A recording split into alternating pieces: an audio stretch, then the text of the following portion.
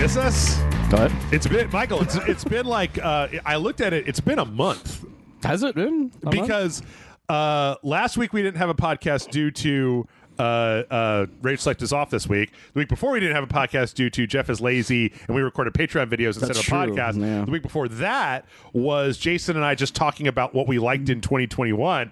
The last time that we did a Rage Select podcast was the Game Awards. I looked it up. I feel like the Jason and Jeff thing counts a little bit. Yeah. Well, no, I just like, this is the first one we've had with news. Oh, with news News. Huey Lewis in the news. Yeah, we've got like 4 weeks worth of news to go over, but that's all right. I've done my best to make it less than that. Welcome back, everyone, to the Rage Select podcast. Here on Rage Select, I'm Jeff. And I'm Mike. By saying I made it less than that, I mean that it's probably going to be a really jam-packed podcast. It's going to go on for 2 hours and 15 minutes, but it'll be fine. You know, the regular, right? I need to stop pretending like that's long and make it the new normal, but I'm just worried that if I don't complain about it, then the podcast will be in 2 hours and 30 minutes, like by default, and then it's just like, then a long podcast is 3 hours, and then that'll become the new normal, and then we'll be into these like fucking 5 hour. I'm gonna be Dan Carlin's hardcore gaming news podcast over here, reading excerpts from every single thing that happened over the course of the week. We're gonna have part 1, part 2 podcasts eventually. Oh God, don't even say that out loud. I want to think about that. So, all right. We have a lot to talk about, but before we do, I also, we've been off for so long. We have. I played a lot of games. I watched a lot of shows. I watched a lot of movies. I don't know that, like, you talked about Ghostbusters on One of Us, and I don't have a lot to say about it. I didn't really like it.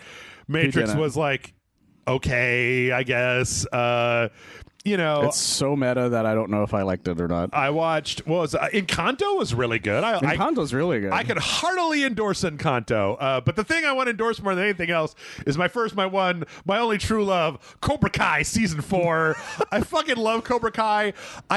You know me, I fucking hate the nostalgia bullshit, right? But the difference between Cobra Kai and like other nostalgia baiting, like I just talked about fucking Ghostbusters and Matrix and stuff like that, but the difference is that the Karate Kid was fucking ridiculous. If you go back and watch the original Karate Kid, now karate was big in the 80s, right? But it wasn't so big that like this kid's entire life, like by the third movie, it's like Daniel LaRusso's entire life revolves around the fucking like Korean handyman who taught him karate and becomes his like surrogate father. Like he opens up a bonsai store. He's like hanging out with this old man. Nowadays, we wouldn't let a fucking 14-year-old kid hang out with the old Asian man that fucking unclogs the pool in the America. apartments. Like they made the Jackie Chan one, and people were cool with that one. Right. But like, but the thing is that what if they put that into Cobra Kai? Oh my God, I want it so weird. Jaden Smith and Jackie Chan show up in the 8th season Cobra. No, but the thing is that the new Cobra Kai, in a totally believable way, brings back the dumbass stakes that like what matters in all of these people's lives. Now that Daniel LaRusso and Johnny Lawrence, fucking John Kreese and all the rest of them, they are adult men and they're like wives, or no, not, they don't all have wives, but like, well, they're in their like 40s. Right, 50s right, yeah, they're like adults. They're adult humans. But the thing that matters the most in the world to them is teaching 16-year-olds karate in Southern California. And I'm like, man, I give you a pro, because it's just like they've ignored the entire world, and it's still all about like who wins in the tournament from the first Karate Kid from like 1983. Like that's the singular moment of these two idiots' entire life is. Well, they put all their stakes into it. Yeah, it's like everyone else in this world is doing everything else they normally would do. Yeah, while literal gangs of karate people are fighting each other, not even to the death, just over like who's allowed to have a dojo. It's like a mini mall thing. Like you guys are fighting over this. The audience at the All Valley because the whole title is like the All Valley Under 18, like 37th annual All Valley Under 18 karate tournament. So it's just like teenagers doing karate, right? Yeah. And the show is set in the modern time, and they will have the people doing karate, and then they will pan back, and there are bleachers full of full-grown adults cheering and yelling, and they got like Dota clappers and like they got like popcorn and shit to watch a bunch of teenagers beat the shit out of each other. And I'm like, Michael, I took karate in the 80s, and like even in that time, nobody's this invested. Bro. Like if I was to come to you now and be like, hey Michael, it's August of 2022, the pandemic is over, my friend has been telling me, do you want to come over this weekend and we'll like pound some brews and then go watch a bunch of 16-year-olds beat the shit out of each other? Like, do you want to go do that? I would, to be honest. Now that I've said it out loud, I'm kind of 50-50. Well, it's more like honestly, the audience is more like, well, you remember Mac Day when he goes to the karate tournament? Yes. Because he wants to like judge everyone doing it. Mm-hmm. It's more like that crowd in real life. My goodness. But yeah, I love Cobra Kai. I ran down all of the special twist guest appearances for you last week. You went into full detail, nuts, man. The way I would if somebody asked me about Dragon Ball. Yeah. When you talked to me about Karate Kid. I wasn't like I didn't just jump right on it, but last weekend, like on Friday night when I was drinking my beers, I put on like season 4, episode 1, and within like 20 minutes I was just like, oh shit, I'm gonna watch all of this like right now. Like I'm not gonna stop until it's over. So I wholeheartedly endorse Cobra Kai. I think it's one of the, I hate nostalgia bullshit.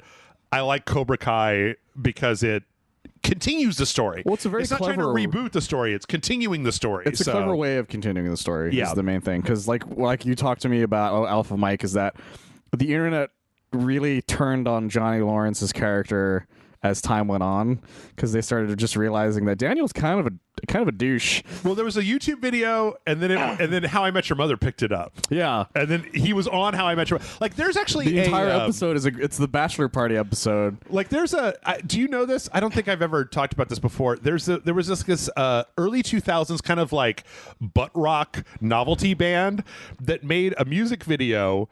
Actually, I do know about this music video called "Sweep the Leg." Yeah, one of the guys who was in it, I think one of the Cobra Kai people who's in it, that was the last thing he did because he died after that, apparently. Oh no, yeah, it was like because they brought back all of his buddies too. Yeah, all of them. And it's like this weird thing where like the lead singer of the band is like delivering pizzas, and he's living in a shitty trailer, and his wife hates all his Cobra Kai buddies, and it's really weird. It's called it's by No More Kings. It's called "Sweep the Leg," and like this was 2007, right? Yeah, it was a while back. And yeah, this was one of the last things one of these guys did, because apparently the guy died like right after. Yeah, but it's really weird. So it's kind of been bubbling in the background, and then they actually put the money, and it's it's not like fucking the guy that plays John Kreese had to turn down Hamlet in the Park in order to fucking do Cobra Kai or anything. The thing about Cobra Kai that shocks me is the fact that it was a YouTube Red show originally. Yeah. People forget YouTube Red existed. Yep. Because that's how long ago this was. And it was the only thing that survived YouTube Red. Like, period. It was like there was even a Dan Harmon show with the Game Grumps that didn't survive YouTube Red. Yeah, I think the only other thing that I watched was there was like this weird show about the future where it's like they had the yuppies that lived on like the rich side. Was it the tests thing or something like that? It was something like that, but it was like a sci-fi dystopian where everybody was super, super woke all the time. I think that's the one. There was like a test or something going on in it. Yeah. Or some shit like that. That was the other one that was like really... That one was pretty good too. Well, anyway. There was a few things that... But Netflix saved Cobra Kai from ending up in obscurity. Yeah. And everyone loved it so much. Glad they did. It consistently... It's so powerful that Elizabeth Shue got roped into getting into it because Eric Kripke, the guy who made Supernatural and the new version of The Boys, was so obsessed with it that like when she was on the show, he's like, "You're going to be in Cobra Kai, right?" And she's like, "What are you talking about?" It's like, "No, you're going to be like in you Cobra need like Kai. 2 weeks off to go be in Cobra Kai, yeah, right?" Like I'm cool with you just leaving if you want to be in Cobra Kai because I need you to be in Cobra Kai, like kind of thing. Yeah. So I like Cobra Kai. If you've got it's not. I don't know.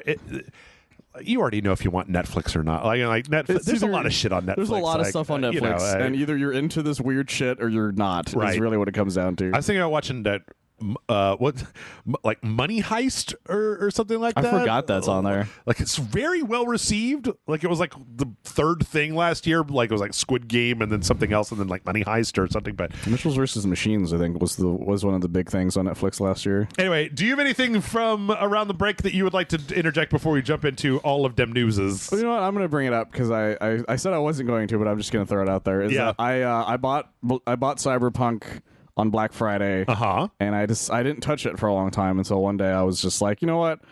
I have a day off because it was the New Year's weekend, and so I had the 3-day weekend, and I was like, I'm gonna start Cyberpunk 2077 on my Which Xbox. version? Xbox? I bought the Xbox one because it was $10 and it was the last one they had. And I was like, well, I need something to play on my Xbox. Yeah. And it's boring. That's why I stopped playing. It's very meh. Like it's a meh at best. I don't really care. The gameplay doesn't feel great. Like cars get stuck on bodies. Period, and it's ridiculous. Like this is what I've been trying to get across for a year and a half now, Michael. And we're not gonna go too far into these waters because I know that it gets boring. But like, I don't care about the graphics. I don't care about the bugs. No. It's like the story and the base gameplay are to me boring. They're boring to me. It's not very interesting. A mediocre first-person shooter with some weird RPG mechanics that don't seem to go anywhere. And like so far now, I didn't really like it very much. So yeah, I was like, well, maybe I like it because the amount of bugs that were there is definitely not there anymore. Yeah, like I've been playing it. And it's not like there's a billion, but like there's still bugs, but it's not like anything that was what was shown when everything was first coming out. Sure. But like the second I got stuck on a dead body on a car, and I was like, well, I need to go somewhere, and I literally can't reverse out of here or go forward at full fucking speed. Yep. Because I'm stuck on a dead guy. Yep. That's stupid as shit. Yeah. And I was like, okay, well that sucks, but maybe that's something that'll get fixed later. But maybe the game itself is fine.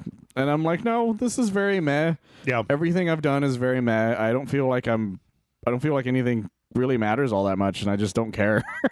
I don't know if it's like you have to play the game. It's like one of these, you have to play the game for 30 hours to get somewhere. But like The Witcher, like I can tell you why The Witcher was good is because you had to make these decisions over the course of The Witcher 3 that affected like what happened way later in the game. So you would make moral decisions, and then those decisions would come back to haunt you, but not in a way where you could like reload because it was an hour ago. It was like 30 hours later.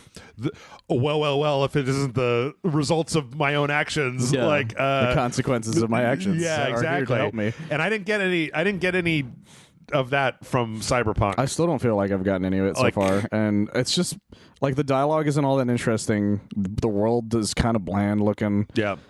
Your choice of what you start off on doesn't really matter all that much either. Nope. Like, and everything that. And it's just, I don't know. It's just so meh shit. I'm going to wait another year, let them do updates, get the next gen versions. Because that's what I've said, right? I'm only ever going to play it one more time. Yeah. Like, I'm not going to try it and then fail and then play it a fourth time. So I'm trying to think of it. Like, the only other thing I've done is my birthday's coming up. Oh, yeah. So everybody say happy birthday. This coming out on your birthday. Yes. I meant to start by saying happy birthday to you. Happy birthday! Yes, my birthday's this Sunday, which we're recording this before this point, so by the time you guys hear this, it will be my birthday. Yep. I bought all of Dragon Ball Kai on Blu-ray. Oh, my God. For my birthday. Uh-huh. And I forgot that they the new sets don't have the Dragon Ball Kai music. Okay. Because that dude was accused of plagiarism, so they had to take all the music out. Weird. That's strange. Yeah, he was accused of plagiarism a long time ago. Like, this was while in the middle of them airing it. Okay.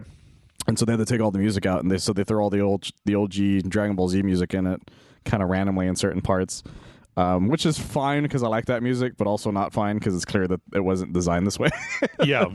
But I'm still cool with that. I signed up for an archery class. There you go. Because I've wanted to try out archery for a long time, to be honest. Like, it's never come up, and I've never felt like I had the money, and I didn't know where to go until somebody shared one that's in Manor, and it's like $30 for a class, a first timers class.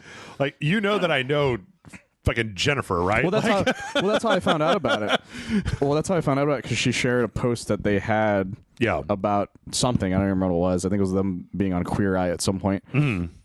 And then that's how I found out about it. Okay. Was through her indirectly. Yeah. And so that's how I found it. And so I signed up for a class. It was like I said, it was like $30. So I'm very excited for that. Other than that, the main things I've been doing is just the normal stuff. I've been playing a lot of Halo. I haven't really gotten to anything new show-wise because everything was kind of on hiatus. Yeah, for the most part. But I am very excited for some more stuff. Like the Book of Boba Fett's going on right now. Yep. I've only seen the first one, which I liked. It's okay. The second one I heard is a little better and introduces more stuff into it. But I haven't seen that one yet. But other than that, the only other exciting stuff, I don't know if I feel like comfortable about talking about it yet. Well, we got to get to the news, Michael. Forward. I don't want to cut you off, but we got a lot of... We have to talk about NFTs. Let's not talk about NFTs. We are going to talk about NFTs. What was the name of it for the Devolver tape? Oh, yeah, I don't remember. I don't remember either. It was something like a non-something tape. Non-something tape. I just can't remember. Non-fuckwithable tape or something like that. I think that's what it was. Yeah, non-fuckwithable tape. Yeah. So.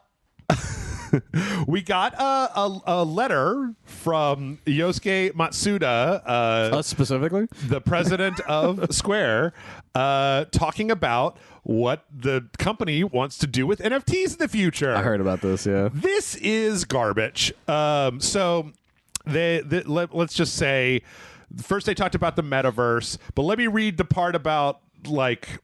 Okay, this is the part that if you haven't already heard, everybody is talking about. This is part of the letter from the president of Square Enix.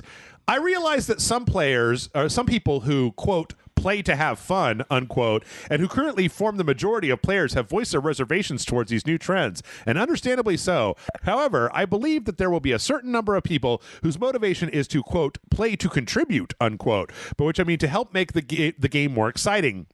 Traditional gaming has offered no explicit incentive to the latter group of people who are motivated strictly by such inconsistent personal feelings as goodwill and volunteer spirit. This fact is not unrelated to the limitations of existing UGC, user-generated content. UGC has been brought into being solely because of individuals' desire for self-expression and not because any explicit incentive existed to reward them for their creative efforts. I see this as one reason that there haven't been as many major game-changing content that were user-generated as one would expect. So, this is connected to, like, so we can use NFTs and the blockchain to reward people who want to make content for our games. Now, I know that we're just in the very first thing, Michael, but I've been building up a head of steam on this for about 3 weeks now. Uh-huh. Fuck NFTs. Like, the thing is that what he just described in that is called paying people. Yes. And we invented a way to do that. It's called money. You can do it right now. You don't need the blockchain to pay people. If you want people to make content for your gaming, you would like to reward them with a financial incentive, you can fucking do it. The same way that if you want to sell players a thing, like, let's say that you were a company that had some bullshit army game that people inexplicably like to play, and you wanted everybody to be able to get helmets that had like a number on them and then like sell them to each other. What could you be talking about? Well, how the hell could you ever have people sell things to other people? It's never been done. It's never been done before NFTs. People have never put a thing on the internet and then sold it to other people. Oh, wait. I mean, it's always been done. What I meant to say was it's already been done. Well, everything attached to the NFT has kind of been already done. Like there was a thread where people were like, "Well, what else could we do with NFTs?" And they're like, "Well, you could assemble them into something that could be readable." And they're like, "You just described a PDF, guys. Right, like, right. That's all you've done." Yes. like they keep coming up with things that are just things that already exist. So, okay. I'm a very Jay Leno kind of guy on Rage Slide. I don't like to get out there and like tell people how to live their lives. You do whatever. You want to hit the like button, you want to hit the subscribe button, you do whatever. No. NFTs are a fucking scam. Oh, they absolutely are. And as near as I can tell so far, crypto and the blockchain are being used to do nothing but fucking rip people off and scam people. Like, I don't want people to ignore this. I want you to actively register your displeasure in the loudest and most irritating way humanly possible. And if you want to come into my comments to tell me why fucking cryptocurrency is the future, get the fuck out of here. I do not care. Like, as near as I can tell, that Matt Damon commercial. This is NFTs and this bullshit. This blockchain horse shit is a way for companies to take your money. No, absolutely. It is a way. They made up a currency so they could take away your actual money. There is, to my knowledge, at the current date, absolutely no reason to do this bullshit outside of like taking your fucking money away from you. Like, well, the thing is, the people who actually care about NFTs are all doing it for quote unquote investment ideas things, and gamers aren't really going to play hundreds of hours for something for an investment quote. Like they don't care. There's no reason for any of this. There is no part of this that could not be done with existing technology. There is no reason to use this horse shit. Steam's already doing this. Yeah. Yeah. And like, okay, so maybe, okay, the only thing that's different, right, is you want to sell somebody a gun, but you want it to be different than the other guns, right? Like, there are ways that you could do this without buying into the baggage of the fucking ape market and the fucking Dogecoin market. The ape market. And the fucking castle doctrine, I'm selling off other people's art blockchain horse shit. Like, there are ways to do this that do not involve this scammy industry. Like, as near as like... I don't know. They've been like, oh, you could buy a Tesla with crypto. But you know where I mostly hear crypto being used, cryptocurrency being used, is as fucking untraceable ransomware payments. Oh, no, 100%. Like, that's what they're mostly for now. Like, I took your documents and like, hey, it's really nice that we have this currency that can't be traced to anyone. So pay me or else I'm going to ruin your fucking life. And like, I, for one, don't think that being able to buy a Tesla is worth having an untraceable currency that somebody can use to fucking steal your shit with, the same way that I don't appreciate these companies that have decided they want to jump on this bandwagon to suck your money out. And even if you don't invest in it, even if you just take your free NFT, if you take your free NFT and then you want to sell your free NFT, which is exactly what's happening with Ubisoft's bullshit. Like, you go to the store and it's just like all those helmets, all those guns, all those pants. It's just page after page of helmets that people are selling on these crypto stores.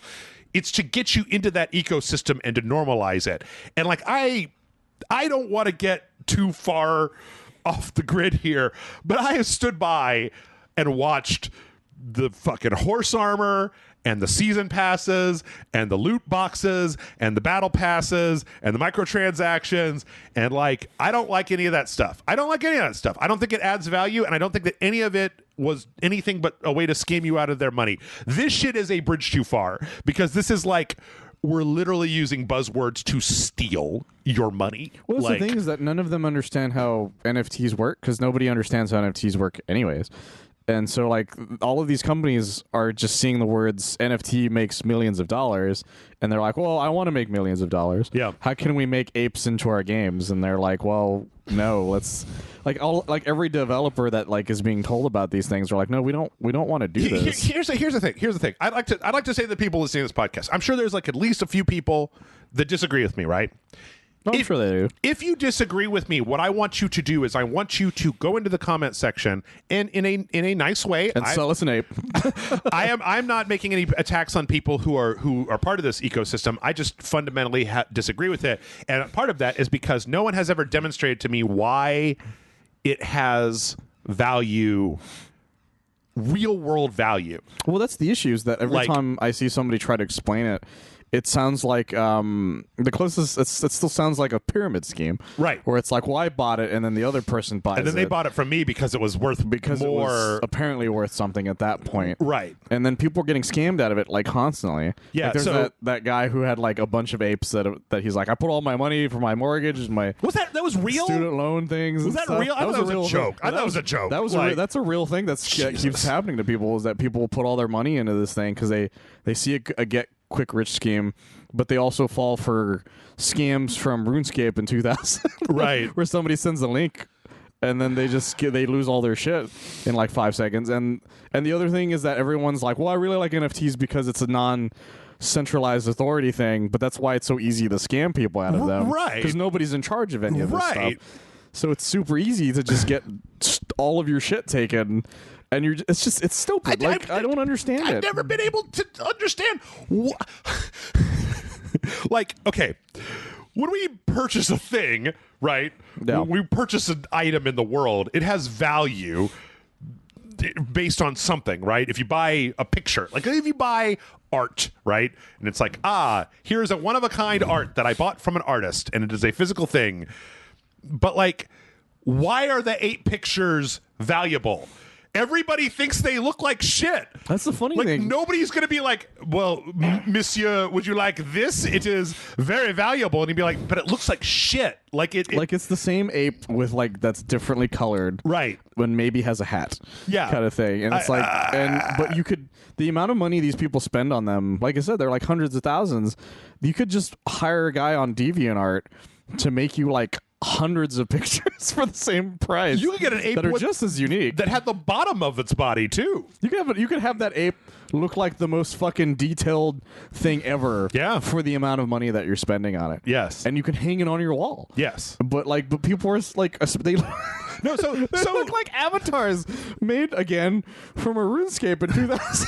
So here's the thing. If you violently disagree with me, if you think that I'm New overreacting or whatever, I need you to go to the comments and explain to me in a non-investment, this is going to make a bunch of funny money way, like what the actual benefit of an NFT is. It has the same energy as I bought all these limited edition Beanie Babies. Right. And they're going to be worth so much money later down the later down the line. Well, and you're going to suck it later, and then no, it's not. At least with Beanie Babies, they actually physically manufactured a certain number of them, so and there was a fought over scarcity, them. right? So that was cool. I'm going to go right-click and destroy the market, right-click save as and destroy the entire NFT market in my browser. Like, but you don't have the blockchain or whatever. Yeah, sure, I don't have the. That's what people really care about. Is they're like, wait, hold on. Are you trying to show me a picture of an ape on your phone? Show me the blockchain. I can't look at that. You don't own that. You stole that picture. There are real tweets like that, by the way. Of that ape. No, there are. No, on my Twitter, I don't know who it is. Somebody keeps sharing or keeps liking or sharing these tweets that it's a Twitter account that's just called like Crypto Bros posting their L's or something like that. Oh my god! And it's a bunch of like these real fucking tweets. Of people saying shit like that. So let me bring it back. It keeps popping up on my feed, and I don't know who's liking them because that's the only reason they appear. Let me bring it back. Sorry, the fucking the spirit of 2015 Jason Murphy got into me for a second there. But the thing is that these companies now want to do this because they just want money. They do. That's really what it comes down to. Nothing that has been proposed so far, from the helmets of Ghost Recon to the fucking whatever the fuck this guy is talking about, to the fucking, we're going to talk about the Castlevania pictures in a second from Konami.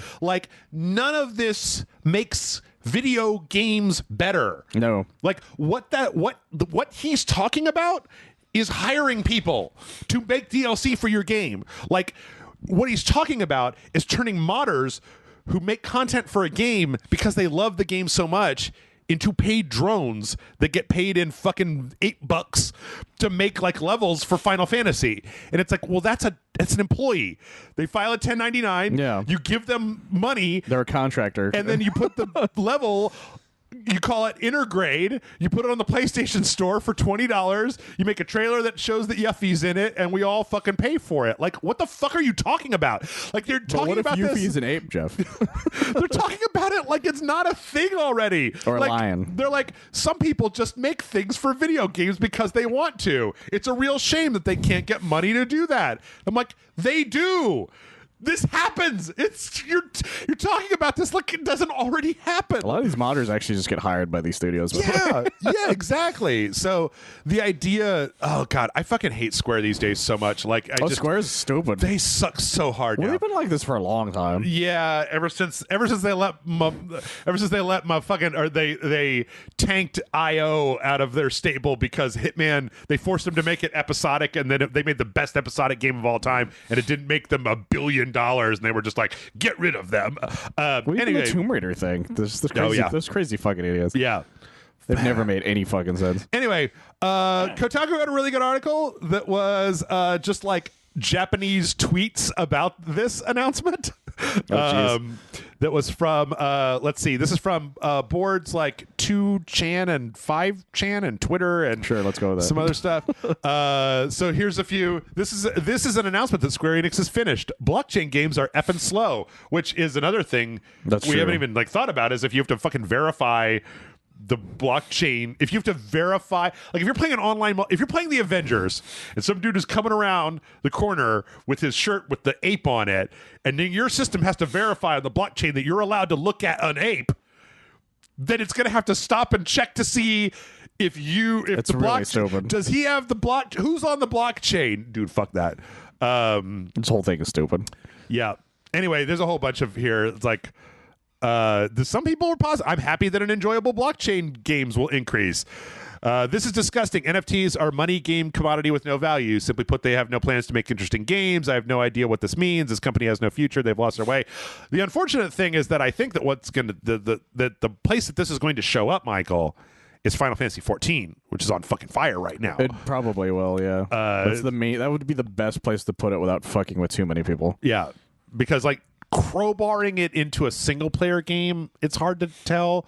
I couldn't see a way of making that work. The whole point of the dumb apes is that you could show other people that you have a dumb ape, right? Yeah. So like if it's a single player game, what am I going to do? It's like fucking Sid's going to show up and be like, hey, Cloud, if you give me 3,000 Ethereum, I can get the ship running 2 days faster. Oh my God. Slap an ape on the side of it. And put an ape on it. You get a free ape with your Ethereum purchase of bypass the timer in. Oh my God. It's got a 1 or a 2 on its head, or whatever number you get. Nightmare world that I'm just saying out loud right now. I know we keep bringing up apes, but they're the most popular version of the NFT right now for no fucking reason. It was that video, man. It was that fucking Red Ape family video that I showed you. Well, I'd seen them prior to that point, but no, but that broke me. It broke my brain. Your brain. Yeah. That's fair. There's also lions and stuff, but they're all the same fucking image with different hats and stuff. It's kind of weird. It's horrible.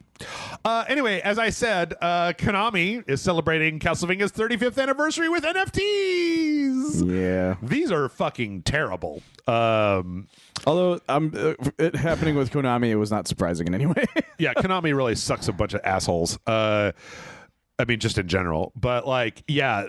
So the NFTs are like these weird cubes that have like specific like screenshots on them, and there's a lot of them, and they really bite ass. They really suck a hole. They're like screenshots of Castlevania on sides of a cube, and they're like really, really ugly. It's funny because it reminds me of like the startup process of a game. Yeah, where it's like if this cube was what you looking at, like, hey, we want to start this game. Yeah. So also music too, right? Some of them are music. I think some of them are music. So yeah, the thing is that if you go down. The thing is that the funny part of this story is the fine print on the buy an NFT page. Oh, okay. So here's some things from the fine print in the terms and conditions section. You will be entitled to have your desired nickname listed as the first purchaser of the NFT on our website. However, if your nickname is socially unacceptable, your privileges in this campaign will be invalidated. Okay. So Hitler does nothing wrong, can't buy this NFT. They're one step ahead of you, Internet. Yeah. Bodie McBugface is not welcome here. The purchaser's nickname will be displayed when Konami deems the nickname to be reasonable based on social standards, e.g. a nickname containing information that can be used to identify a specific individual is unacceptable. Wait, what?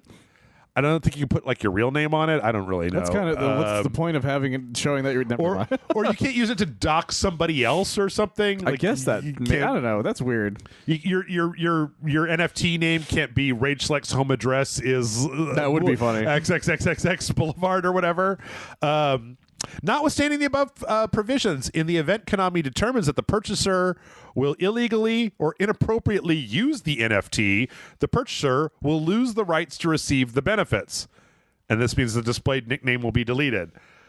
How do you inappropriately use an NFT? Yeah, I don't know how that works. Is that when I right-click and save as and then put it as my avatar in the Reset Era forums or whatever? So the only thing forums? Only weird thing I can think of to do with this NFT is to make it the prize of a cockfight.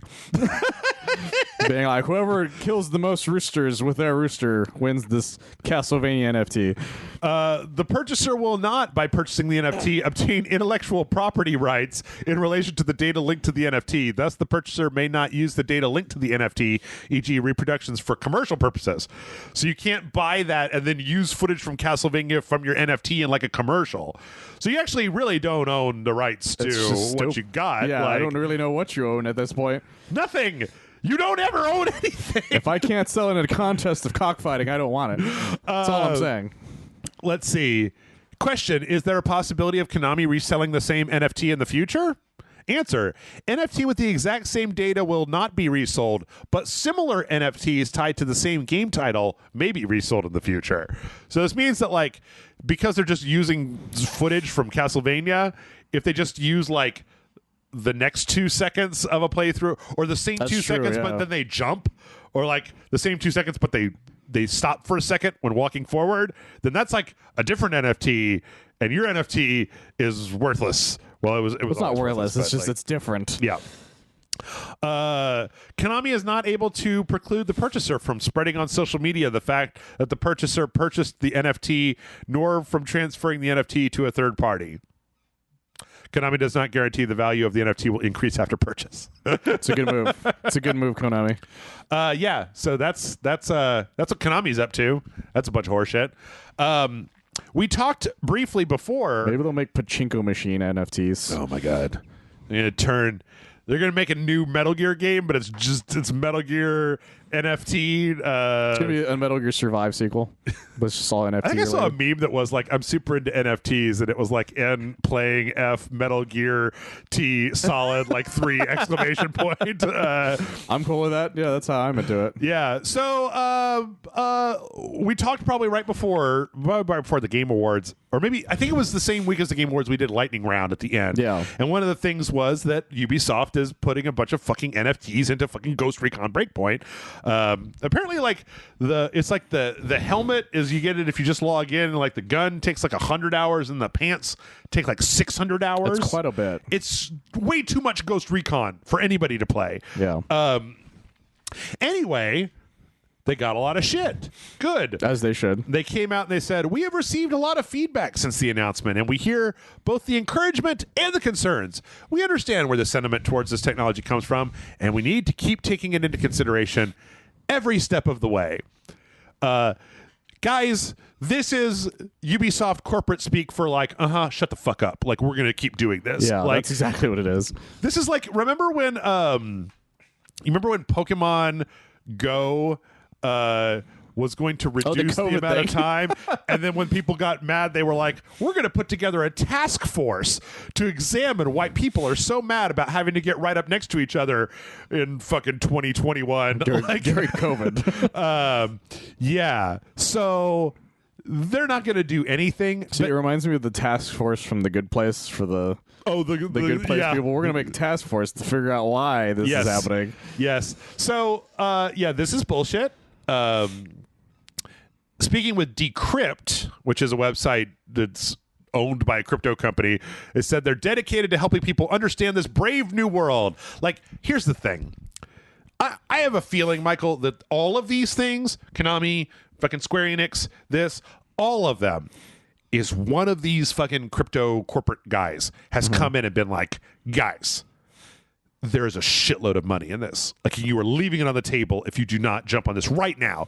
Like, I don't know how long this bubble is even going to last, but if you get into crypto right now, you have the possibility to make billions." And that their eyes just glaze over. They hire that guy to come in, and like they give him fucking 50 people and a salary and say, "Make it happen. Make the billions for us." Oh, absolutely. And then like they get their shit back, and this guy's like, no. Trust me. Like, you just gotta, like, people don't like it, but they give you their money. They give fucking money. Yeah, the short term is going to pay off with what they want. Yeah. They don't care about the long term. Yes. The short term is like, they're going to get a dump truck full of money in that short term, stop it right after that, and just be like, "We'll listen to you," or whatever. Right. And they didn't fucking care. They never cared. Yeah. So I think that's the end of the crypto stories that I have for the moment. But for now, but it'll come back and in greater numbers. Oh yeah. Also, nobody's buying the stupid Ubisoft NFTs. Well, I saw that the only like purchases were mostly from like the same person. Yeah, and it's clear that they're doing it just so they can sell them to people. Like if you go to Rarible.com, something like that, where you could like, it's just like page after page after page after page. It's like what happens is they give people this dumb NFT gun and they go to try to sell it immediately, and so the market is immediately flooded and nothing has any value. Like it doesn't matter. Like none of it ever mattered. It's just the same thing over and over again, and it's like the same guy. Yeah, yep. So, good job, Ubisoft. Good job. You really stepped in at this time. You really just, I mean, like, part of my ethos in life, Michael, is to use the member berries for good. Like, not the like, I want to see the thing from my childhood so that I get the squirt of nostalgia dopamine that makes me think about when I was a child and the world wasn't a shitty place.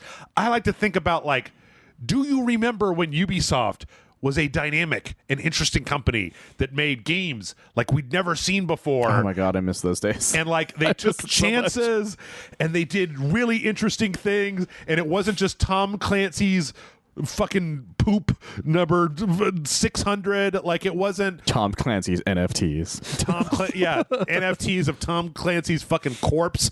Like like they how far have they fallen? Like quite a bit, actually. Like from my perspective, it seems like they've gotten shittier and shittier, and at this point it's like they're so low. You know what? No, we'll get to it in turn. But they're so low that I do not trust anything that they do. Well, that's the thing with them and Square, I feel like. Yeah. Those two are companies that I haven't trusted 100% in a long time. Yeah. And, like, so they've done all this bullshit.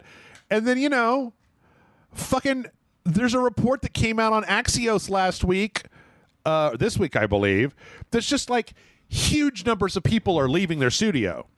Like, developers, like talent that has been there for a long time are crazy. Fucking leaving. Like, remember last year when they had that, like, they gave everybody a raise? Yeah. But then it was like a percentage raise, so like the CEOs all got like a big raise and everybody else got like an okay raise. Like $1.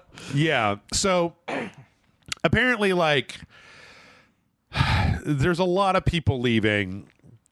And a lot of them are from like, what, 20 the 5 of the top 25 credited people from Far Cry 6 are gone. 12 of the top 50 from Assassin's Creed Valhalla team are gone. The mid-level and low-count workers are gone as well. Apparently, Ubisoft has a lot of employees, so they've got like 20,000 plus people, but like Ubisoft's Montreal and Toronto studios are both down 60 people. And so, yeah, they've got a lot of people and that are, well, okay. So do you know what's happening? Is recruiters are coming to them and being like, I can get you 3 times as much as you make here. Oh, okay. And then they have to, if they want to say no, they have to work for fucking Ubisoft, which has not done anything to address their own internal problems over the last year. Of them too. So like people, they are primed, like the really talented people that work for Ubisoft are already primed to leave. So all that has to happen is a headhunter comes in and says, like, I'll get you double your salary and you can go work for a company that doesn't treat you like shit. And they're like, yeah, sign me the fuck up. That's kind of how I got my current job. What do I want to do? Keep working on Far Cry for the rest of my life? Fuck this. Like, let me give it a shot. Like, yeah, exactly. And so the thing is that, like, I don't know, Michael. Like, I don't know if this is the day. I don't know if it's premature to say this, right? But this could be the beginning of the end of Ubisoft. Because the thing is that if you have, like, high-ranking, high-skill veterans that are being siphoned off, that are being replaced with people that are not as skilled or don't have as much experience, then that can make the quality of your output suffer. It can make the time to make your games longer. I feel like we're seeing a lot of that at Blizzard right now between the people that are leaving Blizzard, and so many of their projects have just gotten shoved back and shoved back. I think it's going to end up the way Activision did, to be honest. Yeah. Which is that It's going to get consolidated back down into like 3 divisions. It's going to get consolidated to like a few things and like a couple franchises. Like Assassin's Creed and Far Cry, Rainbow Six, and Rainbow Six. They like one other thing. Only make those 3 games for like 1,000 years now. Like it's going to be it might be end up one of those things, and they're all going to be the same because no one has any new ideas. And Just Dance. Oh yeah, that's the other thing. They're going to keep making Just Dance for the Wii U or whatever. That's the thing is like all of these companies whenever they hemorrhage really top tier talent, they end up just making the same thing because the systems are so just basic, right? That they just Call of Duty. All they do is just add a new coat of paint to it, or copy whatever the thing the number, kind of thing. Like Madden's notorious about they just change the number somewhere. Mm-hmm. That's probably what they're going to end up doing because nobody's going to have any ideas, and people who have ideas are either going to be told, "No, we're just going to keep making the same thing," right? And they're just going to leave anyways. Yep. Or they're going to get harassed or something because Ubisoft hasn't done anything about any of their shit. And then the thing is that we know the trajectory that they're on right now because they used to make creative games, and then a lot of the monetization stuff seeped in, and then you had people like that Serge Haskovic guy that was like cracking the whip to make sure that every game was like the player gets to make their own fun, the emergent stories of the player. Everybody has to be a dude instead of like the super narrative focused. And then when he left, they said out loud that their move was to games as service monetization.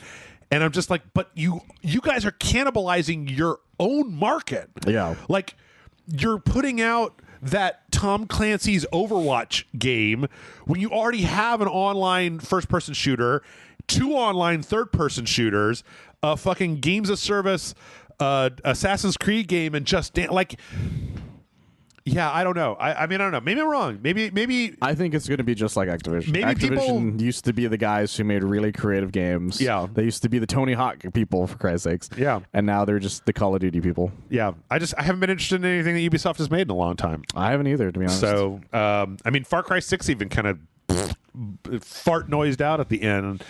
They got me with Giancarlo Esposito. They did trick me. That's where true. I was like, I fucking love Giancarlo Esposito, but like, then it got to the end and it was a fart noise, and it was a fart noise. So, also, apparently, the associate director of Skull and Bones has left Ubisoft after 15 years. That's right. That's still a game. That's still happening, apparently. Antoine Henry, who's been with Ubisoft for 15 years, is the lead game designer on Ubisoft Singapore 2014 to 2017 before becoming its associate director. Well, we talked about the story. I don't know if you and I talked about it, where it's like, I think the thing is that there's the tax credit thing. It's a tax credit in Singapore, and if they don't put out Skull and Bones, if they cancel Skull and Bones, they have to pay back the taxes that they would, the credit that they got. Like, so they can't, which is a lot. Yeah, I have a feeling, Michael. I'm going to make a prediction. I don't care when it happens, but when Skull and Bones comes out, it's going to be a fucking piece of flaming dog shit. See, what they're going to do is it's going to be an NFT. It's a bunch of apes driving a boat. And they give it, and all they do is they give it to Taiwan, and they're like, "Here's the game." Yep. And it's only yours, and it's on the blockchain, and then they fucking run. All the guns on the ship shoot pictures of apes at the other ship. And, And then when the other people on the multiplayer, when the people on the other ship look at the NFTs, then they immediately start taking money out of their crypto wallet because you can't look at that without my permission. See, the treasure map just takes you to an NFT. Yeah. That's all it is. Skull and Bones might have been a really interesting concept if it came out anywhere near when it was released. Oh yeah, when it was announced, that was like. What, when fucking Assassin's Creed 4 was the thing? Something like that. 2017, but it's been in development since 2013. Yeah, I was 23 years old when that happened. Yeah. So it was announced. I'm turning 32. 5 years ago at E3. So fucking hell, guys.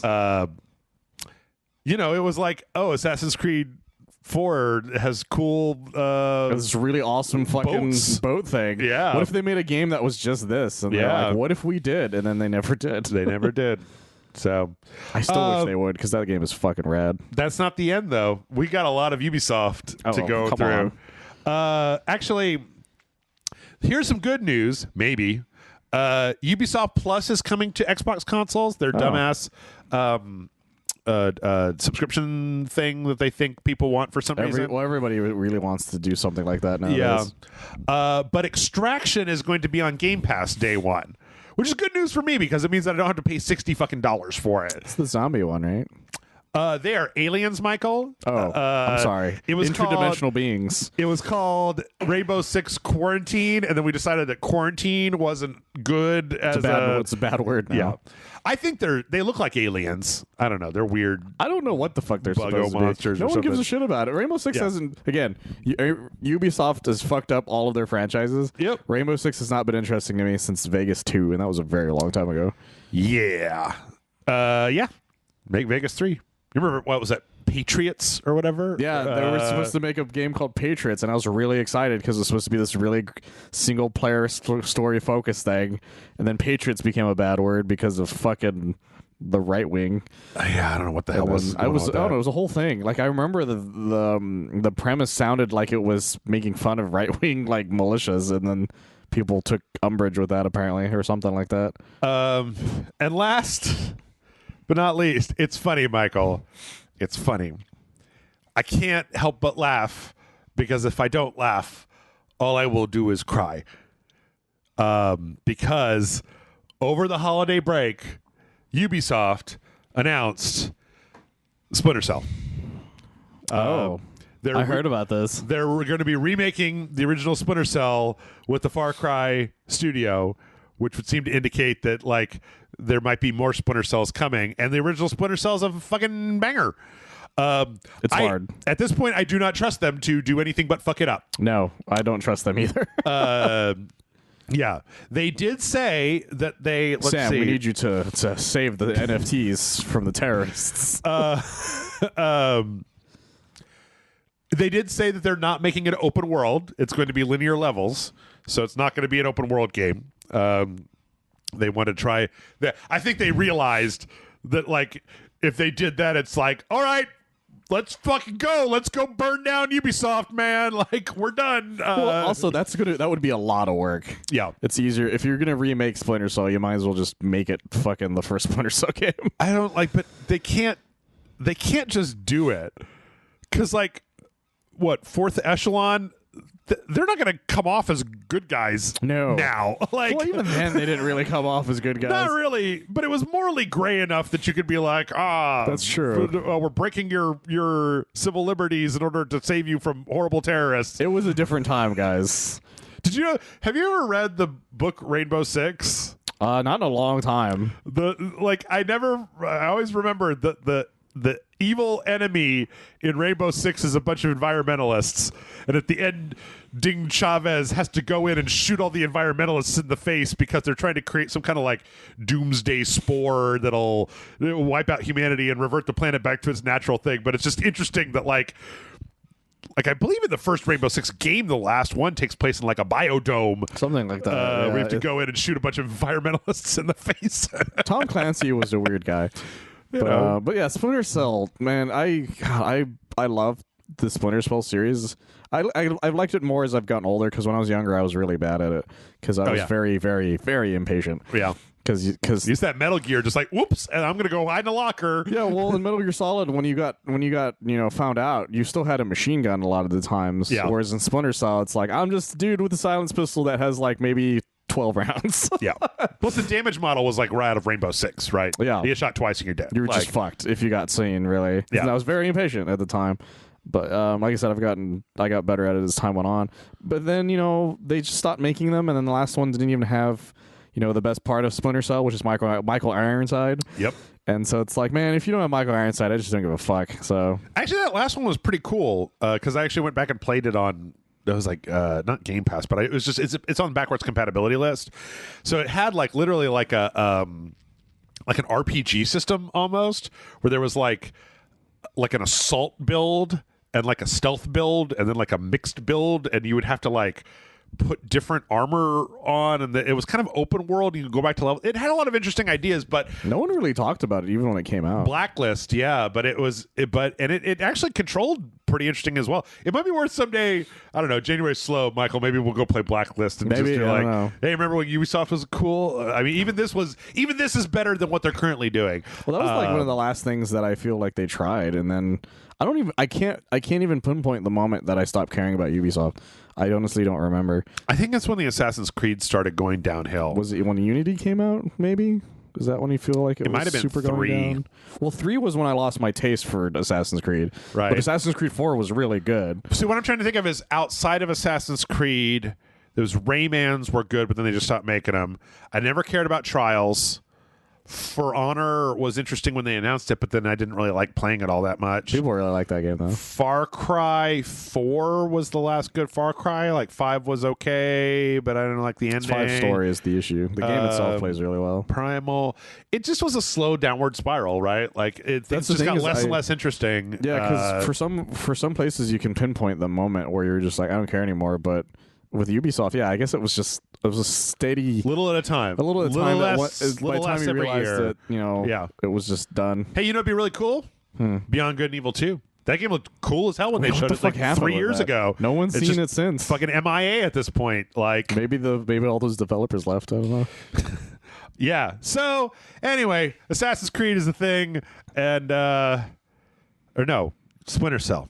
Assassin's Creed is still a thing. Assassin's Creed is the thing. Well, yeah, they're getting ready to move that over to like games as service bullshit. So didn't they announce like a DLC with a crossover, or did that already come out? For Splinter Cell? No, for Assassin's Creed. Assassin's Creed crossover with what? Well, Valhalla's crossovering over with Odyssey. That DLC. Oh, I don't know. I don't know if that came out or not. I don't remember that. I don't know. People were talking about it, so that is the thing. I don't know. I already forgot the name of it. Yeah, and you know what, Michael, it's a little early, but we're about to. CES was last week, and there was a couple of big announcements from that. Oh, okay. So if we get started on that, we're gonna have to go all the way through those. So I think we're gonna go ahead and just wrap up part 1 a few minutes early, and then we'll get started on big beefy part 2 with all the rest of the stuff. So we're gonna take a break. We'll be right back. Stick around.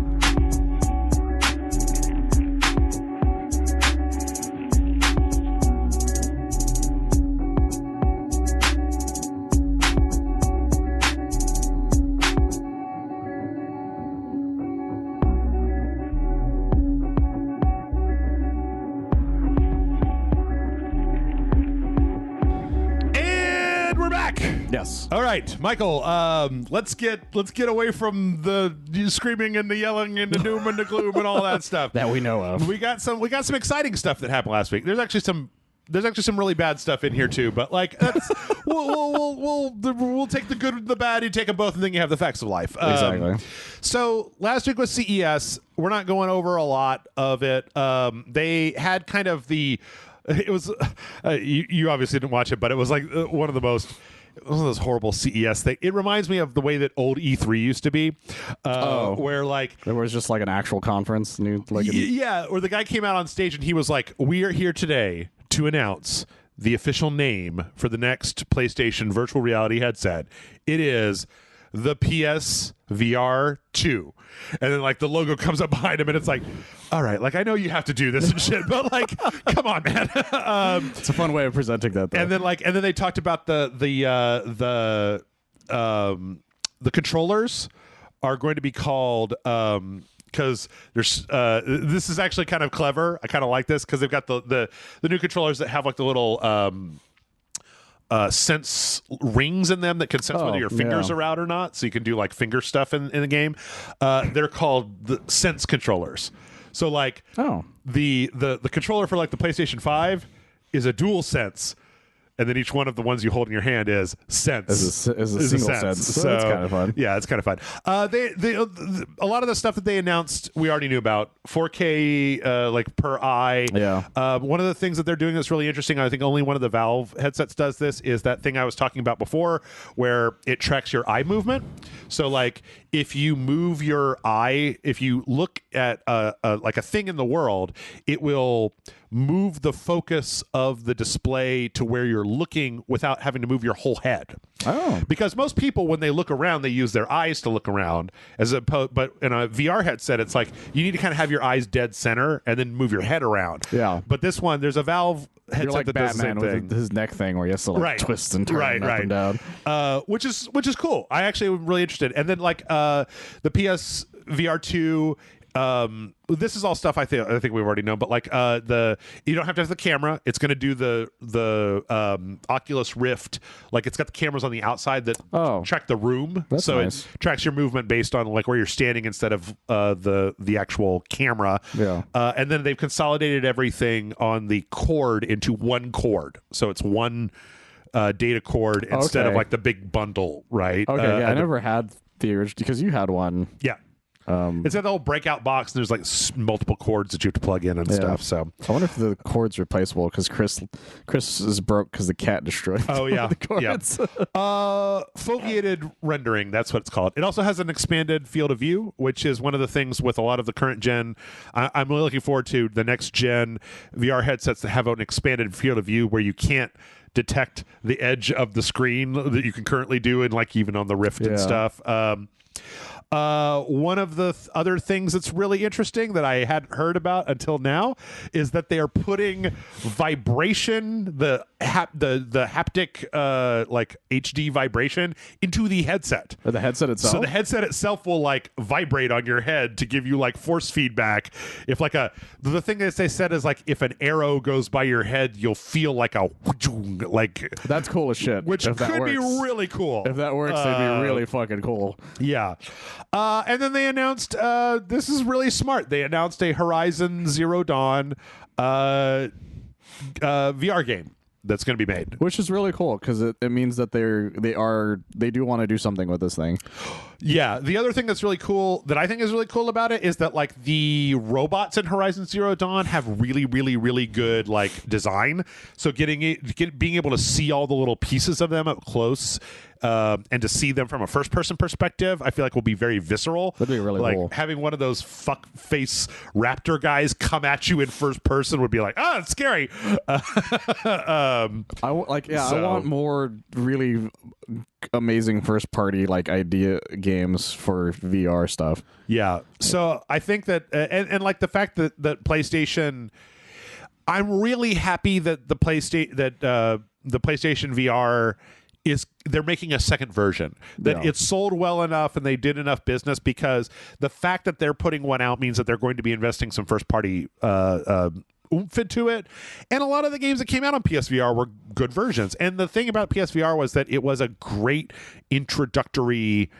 You didn't have to have a fucking like $2,000 PC to run VR games. You might even be able to get some of the more popular VR games that are out now. Yeah. And see if they can get them to work on a PS5. Yeah. I'd love to see Alex come to the PS5. That would be cool, but that all depends on if Steam's willing to let something like that go. I mean, Portal 2 was on the PlayStation 3, right? Like, that's true. But the orange box. It could happen. I don't know.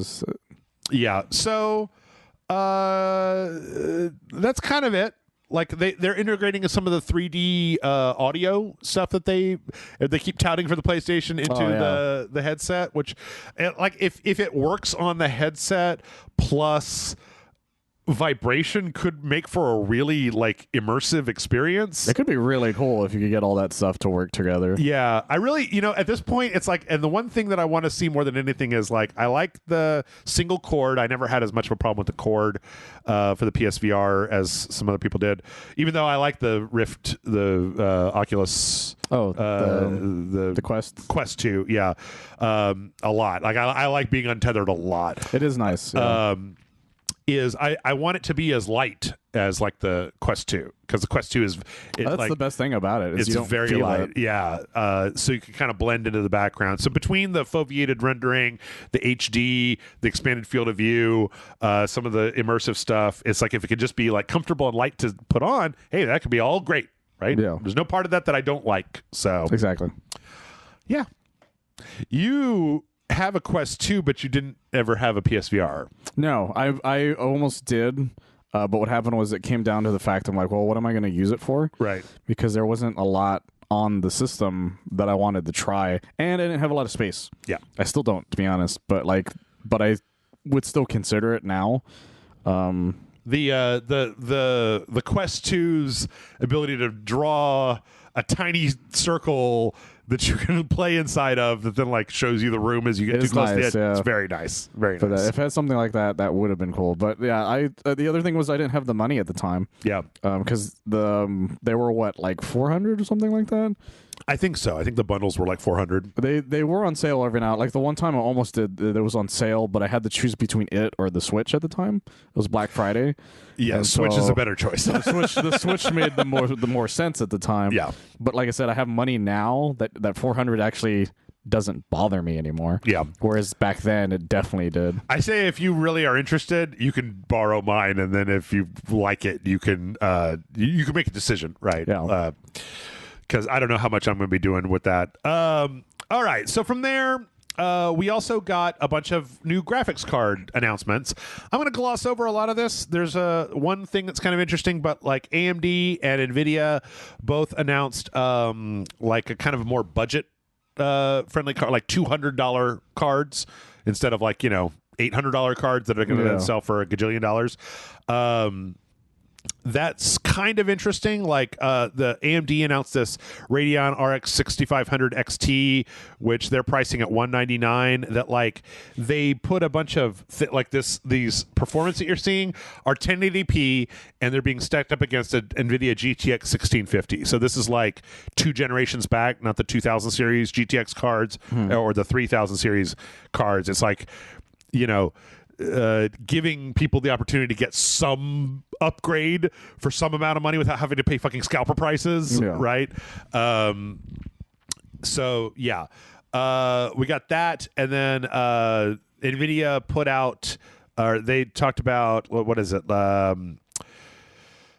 Laptop versions of the 3080 Ti and the 3070 Ti cards, and then RTX 3050.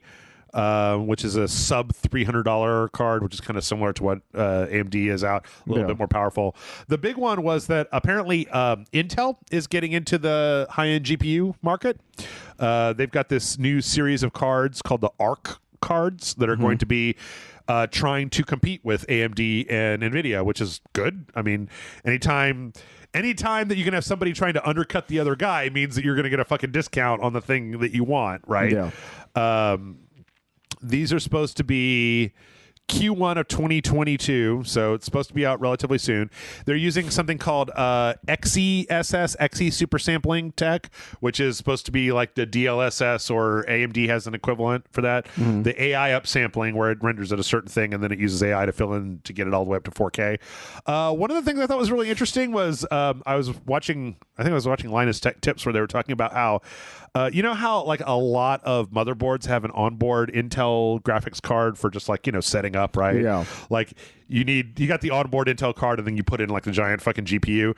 Apparently some of these Intel cards, because they are also Intel cards, can use an onboard Intel GPU to offload minor tasks to, because they're both of the same generation and manufacturer, that they can literally use it as like a booster for the high-end card. And there's also some tech that's in there that I'm too stupid to understand, where it's like if you have an Intel graphics card, an Intel processor, and an Intel onboard, all three of them can operate in synchronicity to basically like optimize throughputs, because they're all made by the same company, so the drivers will all talk to each other in a way that will make things faster. That's kind of neat. Yeah, it's kind of cool. I don't know, man. Like I'm currently in the place where like I think I have enough money to buy a new PC, and I'm really starting to wonder whether I need to. Like I don't know. Like the amount of money I'm going to have to spend. Well, the thing is that the things that I could buy for the amount of money that I want to spend are going to be the equivalent of what my current consoles already do.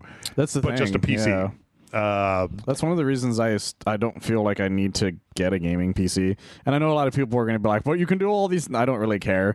Yeah. Like there's so many things that like the amount of work it would take to do the things that you say that you can do, I just don't have the time to look into. Yeah. I think one of my favorite gags for that is that because Greg Miller is one of those people who's just like, no, I don't want to do that, because he mentions like one time he's like, yeah, I was just gonna play this one game, and then it took me like 3 hours to troubleshoot why it didn't fucking work. Yeah, to begin with. Yeah, I mean, for me, it's like it would be nice to have something that was able to render. Well, the thing is that I could turn my current computer, which is still more powerful than the fucking Hewlett-Packard laptop that I use for recording everything for Rage Select. I could turn my old computer into a dedicated recording / render / stream box, which would be nice. To have 2 full strength desktops running Rage Select.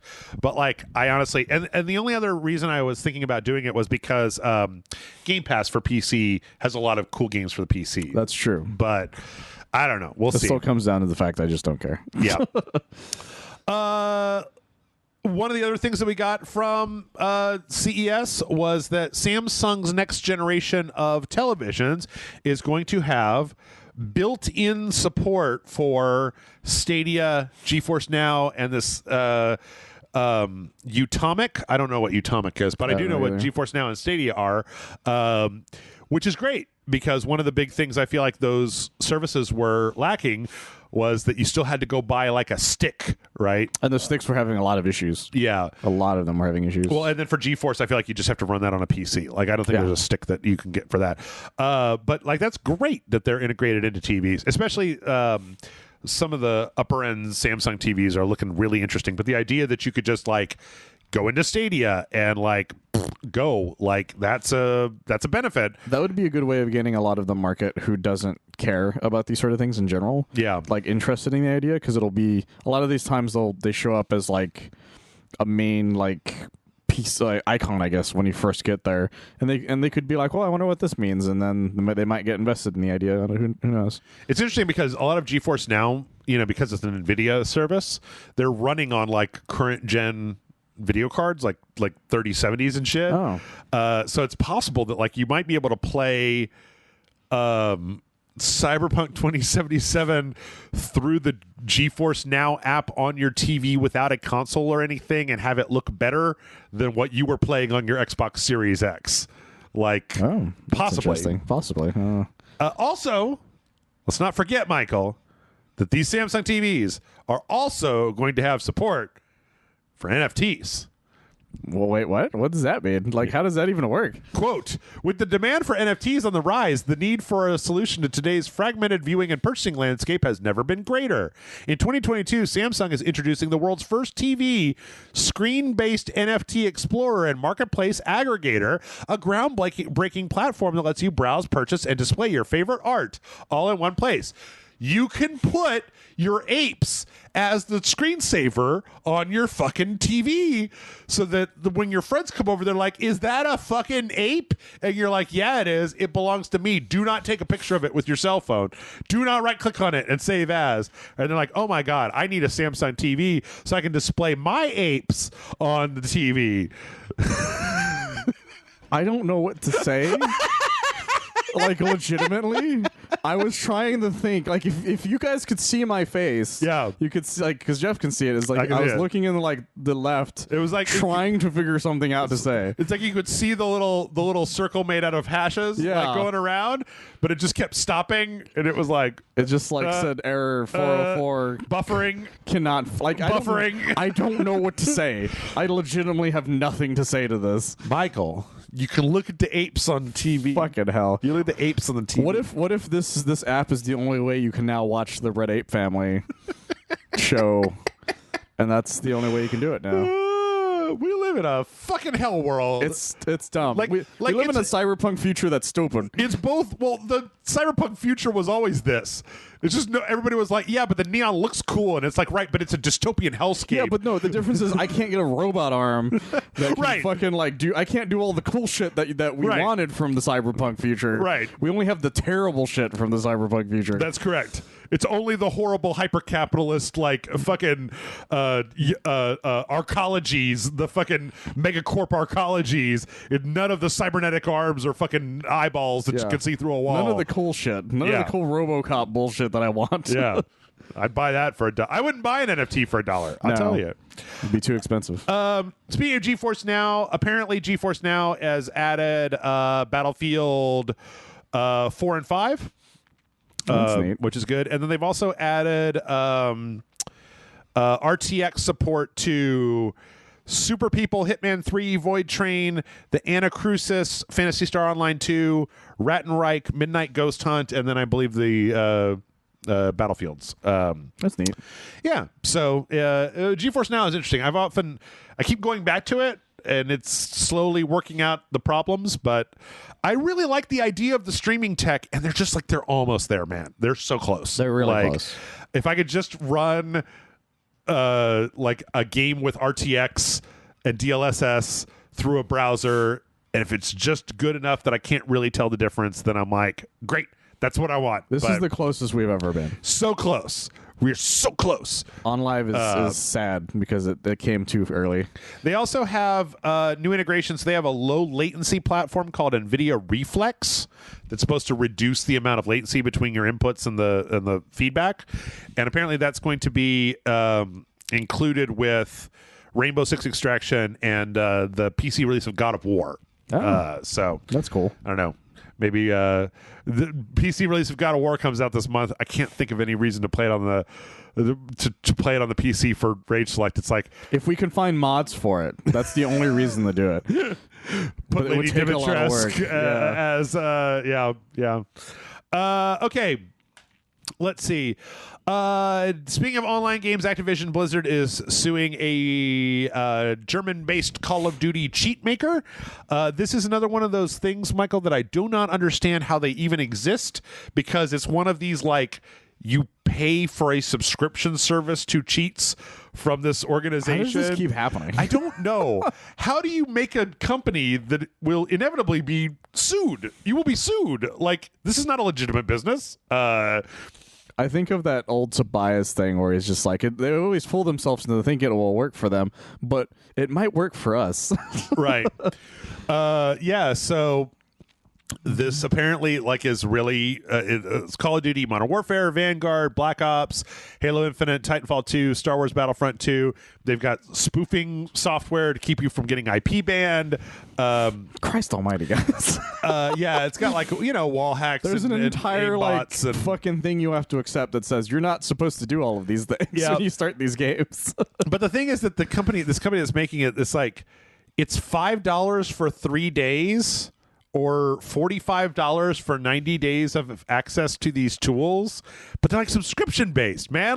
So fucking dumb. You're not hiding it. There's a server, right? There's a receipt on these people's bank accounts saying, hey, I'm doing illegal shit. Yeah. But not even legal. I'm just doing things that are against the fucking thing I agreed to. Yeah, the TOS. I mean, so yeah, apparently Activision is suing this German-based organization.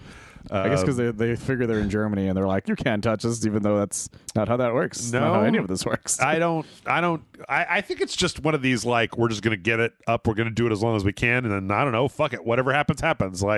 Tomorrow is Future Jeff's problem. Today, I'm getting money for fucking cheating at Call of Duty. So it's probably the idea of maybe the sentencing will just be just stop it, and then we get to keep the money or something. I did though notice that Call of Duty Vanguard was on that list, right? The one that has the kernel level super anti-cheat software. Oh, that's right. Yeah, forgot about that. Yeah. Let's see. In other news. Riot Games, this is actually good news, and I think I know why this happened, but Riot Games they had a gender discrimination lawsuit that came up, and they were going to have a $10 million settlement to sort out. We all know, just a quick recap, Riot Games apparently, from its inception up until around the time when this happened, it was a total fucking frat boy a-thon of fucking high five butt slapping just bro jocks making League of Legends. So apparently that class action lawsuit, it was $10 million before, has been raised to a $100 million payout. In this so this is again from the California Department of Fair Employment and Housing, $80 million of the $100 million is going to women employees and contractors, and the remaining $20 million is set aside for legal fees. And then they also, Riot must set aside $6 million per year for 3 years to adjust pay, as well as create new positions for contractors that are part of the class action lawsuit. They came out and they said, while we're proud of how far we've come since 2018, we must take responsibility for the past. We hope that this settlement properly acknowledges those who had negative experiences at Riot and demonstrates our desire to lead by example in bringing more accountability and quality to the games industry. Now, I think they're doing this for a cynical reason, which is that Riot Games is bringing a lot of light onto itself with the Netflix series and the games that we were talking about. A lot of developers are going to them too recently. Yeah, so I think that they really needed to clean up their act, because if they kept doing this shit, it was going to get out, right? Like, there's too many third-party contractors and, like, independent studios and stuff that were working with them for them to keep acting like a bunch of fucking frat bros. There was no way. Like, they would have lost every possible. Like, Netflix would have told them to fuck off, like, immediately. Yeah. They still could have made League of Legends, and they still could have made Valorant, right? Well, they couldn't grow into what they're doing now, is really what it comes down to. And they were one of the first companies that people found out about the arbitration thing. Because prior to that, forced arbitration. Because prior to that, like, it was in a bunch of contracts, but no one ever questioned it until the Riot Games stuff started coming up, and then everybody else went, "Hey, wait a minute, yeah, that doesn't make any sense." Yeah, and then from there, it spiraled out of control to every other fucking place that's had the same issues. Yep. But you know what? I really want to give them credit. Like, that's $100 million ain't no great shakes. Like, I know they make a lot of money, but like they paid it out. They appear to be making this up. This just, to me, makes the shit with Activision or Ubisoft look stupid, because it's like these guys apparently they've been doing it. Cleaned up their act. They've been working on this for a while though. Yeah, because the Ubisoft one is closer. Well, that's a year and a half. The old. Ubisoft one is a little more shitty because it feels like nothing has happened at all. Right. And I don't think anything has happened at all. And the Activision one is shitty because they are desperately trying to hide it as hard as they can. Yep. Whereas Riot was very open about what was going on. It's just that there wasn't anything new to say about it for a long time. Yeah. Yeah, it was probably kind of going through legal and a bunch of different things. Like I said, like, this was 2018 when a lot of the stuff was coming out, and that was 3 or 4 years ago at this point. Yeah. Yeah. It was a lifetime ago. Hey, remember 2018? We go outside? Yeah. Remember 2018 when I didn't have fucking COVID tests in my living room? I somewhat had hair at that point, I think, question mark? I don't remember. I was in a relationship. Oh, you were? That's right. I was also making Scam School in 2018. I don't remember. I don't even remember if I was in Rage Select at that point. Yeah. It was quite some time ago. It was 4 years ago. Rage Select is 8.5, coming on 9 years old. So, like, 2018 was almost halfway from Rage Select's inception to now. Actually, I might have been on Rage Select, I think, at that point. Either way, I don't remember. It's been a while. Yeah. Whenever Dragon Ball FighterZ came out, that was the day I started. The days all blur together, Michael. They do. Everything is the same nowadays. Yep. Yeah, I've been living the same day for about 2 years now. I can't wait until I'm done with this day.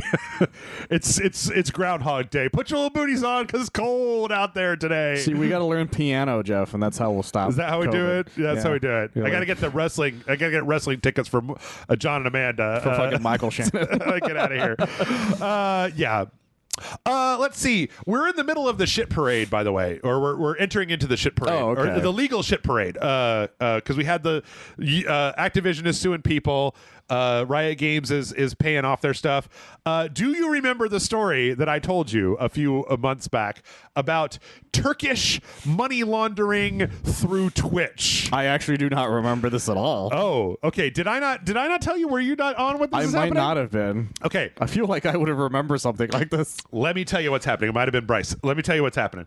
So a few months back, there was a story where in Turkey, what was happening was people were stealing credit cards, like using those to buy bits on Twitch, tipping those bits to streamers that were in the know, and then the streamer would keep like 20% and give 80% back to the people that stole the credit cards. That's diabolical. Laundering the money through the Twitch Cheerbit system.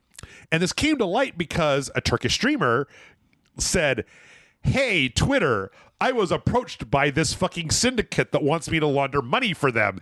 Here is who they are. Here is the proposal they sent me. Like, I've given this to the authorities." And the authorities were like, "Yes, shut the fuck up. We are working on this." This week, like 40 people were arrested for money laundering. Oh my God. Through Twitch. Yeah. This is the paper trail on this goes back 2 years. So this was going on for quite a while. And it's kind of fucking crazy. Like, they had a little forum. They were called, this is the thread on one of their forums. But yeah, there was in October of 2021, Ahmet Jaren Sonuk, I probably didn't announce that or didn't say that properly, put out this tweet showing all this stuff off. But yeah, this is the Wild West shit, right? Of the world. Crazy. Like, it's kind of amazing that nobody thought to do this sooner. Or maybe they did. Maybe they did, but but it just came down to the fact that just this one time they asked a specific person. They asked the wrong fucking guy. They just asked the wrong guy. Yeah. They asked the one dude with integrity who was like, no. Integrity. Integrity weed, yes. He was smoking integrity weed when they asked him, too much which was really where they fucked up. It's got integrity. Yeah, so that's fucking bananas. That's fucking amazing. Uh-huh. Modern problems require modern solutions. That's right. In other Twitch news, well, kind of Twitch news, do you know who Amaranth is? That sounds familiar. She's like this, she was the hot tub meta. She's oh, yes, the hot I do tub remember meta. that. She had the big boobs, very good looking ladies on Twitch. A lot of people don't like her. She's been kicked off of just about everything at this point. She's the one that started when they stopped the hot tub stream. She put the ear on the microphone and licked the ear, the ASMR ear licking. Oh, that's right. Yeah. Very sexual streamer. I don't care. I don't care. Well, do what you want with it. What you do like that. We're not judging her for any of these things. But we're judging the stream platforms who are judging her. Right. It's basically just like there's a point that you can walk right up to where the other side of it is like cam girl, but you can get close to that on Twitch without doing that. I don't fucking care. I really don't. I really do not affect care. My everyday life. Some people though really, really hate this. Like they find this activity to be like. I think they just hate women in general though. I don't know. Usually. And they have NFTs. But that's right. I'm going to keep coming after you guys. There was a leak of some Just Dance data, and somebody hacked into her Just Dance account, which she was currently using for streaming, and they changed her username to Twitch Slut. Oh my God. Which then resulted in her getting banned because that username broke the terms of service on Ubisoft. Not even creative. And like deleted her channel with all of her information and stuff. And so she's currently like trying to appeal to Ubisoft to get the like, hey, I didn't do this. This was like a hack, type of thing. Anyway, I say fucking leave him alone. Like, who gives a shit? Let him lick a microphone. I don't care. Like, don't watch it. Don't watch it. People are just jealous of the way these people have found ways of monetizing themselves. Yeah. And they're just mad that they can't do that themselves. This is weird purity testing. Like, no, Twitch should only be video games, and if you have boobs, you shouldn't be on there. And it's like, goddamn, dude, I don't want to live in the future where it's just a bunch of sweaty dudes playing Dota. Let her lick the microphone, man. It's all just, like I said, it's all just weird fucking people who just they hate women. It's really what it comes down to a lot of the times. It's the only thing that makes sense. They're all incels that hate women. I don't know. Like, why else would you put Twitch slut? Like, that doesn't make any sense. Yeah. Be creative at least with your bullshit. Yeah. Put an ape as the username. Yes. Steal an NFT and make that the username, and then send her to NFT jail for taking somebody else's NFT. It's not on the blockchain. Anyway, sorry. I really hope that you guys like these NFT ape jokes because that's what this week is. So sorry. We just don't sorry. care. Yeah, sorry. It's the first week back. If you all don't like it, it's fine. Okay.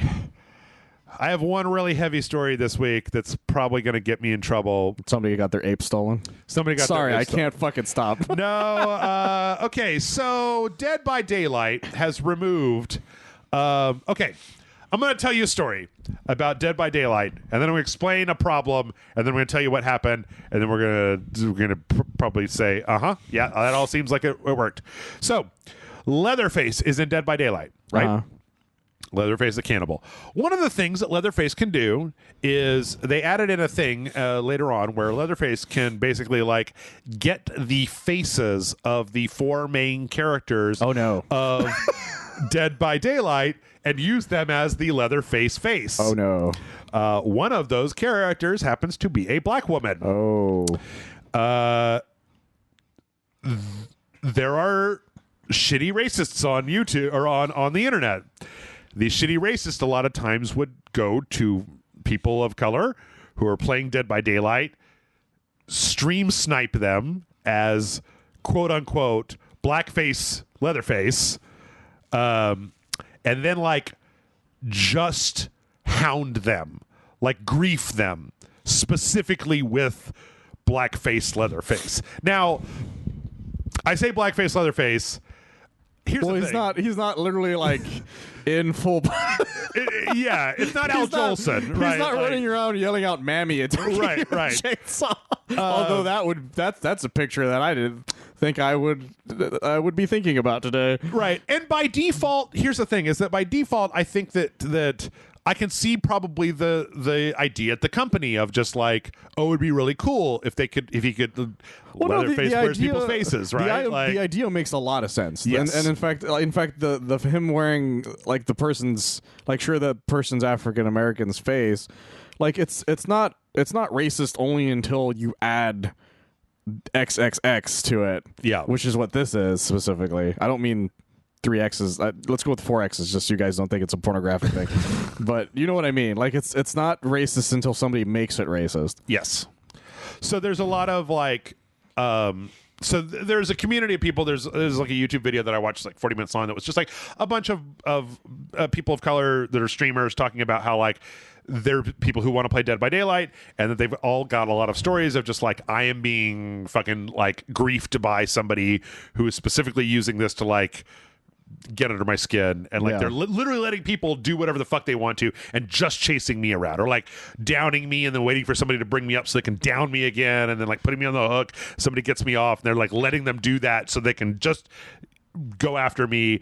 Like, and then there was another story from this YouTube video that I watched. It was just fucking terrible, where it was like a guy that was playing, he was streaming on Twitch and he was playing, and when he saw somebody connect as this version of Leatherface, he disconnected from the match. That person then stream clipped him doing that, put it in a Reddit that then like brigaded his Twitch channel. Fucking hell. Like, just fucking nasty shit. Like, the thing is that in concept, as a basic concept, there's no, but it's kind of like you should have known better than to give the internet something that could have been used for evil. Well, that's the thing, is that like people think about, they don't think about the terribleness that people have. Right. Like it's not like the Mythic Quest thing where it's like, well, seconds to penis or whatever was the term when TTP. Yeah, TTP. Like it's not that. There's no one has thought about the seconds to racism, right, when they come up with things, and that's not a thought process that they have, because they think better of people, which the internet has proven time and time again that you shouldn't. Unfortunately. Yeah. I still believe in people, but God, you guys are making it really difficult. So they took all the faces out this week. They just took them all out. They didn't want to take like one out because they just then it seems almost racist that you take only the black person's right, face out of it. exactly. It's one of those things where you ask yourself, like, when they were doing it in the first place and they looked at that and they were like, ooh, somebody could use that for evil, so should we not put any people of color faces when we're conspicuously putting white people faces? Because then it just becomes weird. Okay, this is all weird. Then it actually makes Leatherface racist. Yeah. So they took them all out. They're giving people 6,000 iridescent shards, which is currency in the game. It's a damned if you do, damned if you don't. It's like, it's that thing with Michael Myers when he kills that gay couple, and the internet decided that now he was homophobic for killing gay people. Right. It's like, no, that wasn't the context of the sequence kind of thing. But like, what if he doesn't kill them? What if he doesn't? Then he's homophobic for not killing them. It's a whole thing, guys. Yeah. So I didn't actually know that this existed until I watched this like 40-minute YouTube video today about this. Like, it's fucking crazy. Now I'm sad because that sounded like a cool feature that's now gone fucked because up. people fucked up Because people the situation. Because we can't have nice things. Exactly. If there's a way for people to use it in a terrible way, they will. So this is why we can't have nice things. yeah. So yeah, that's some garbage right there. Boo. Fucking boo. All right, we're out of the horrible, terrible zone into the mostly terrible zone. Last week, Bloomberg put out a report.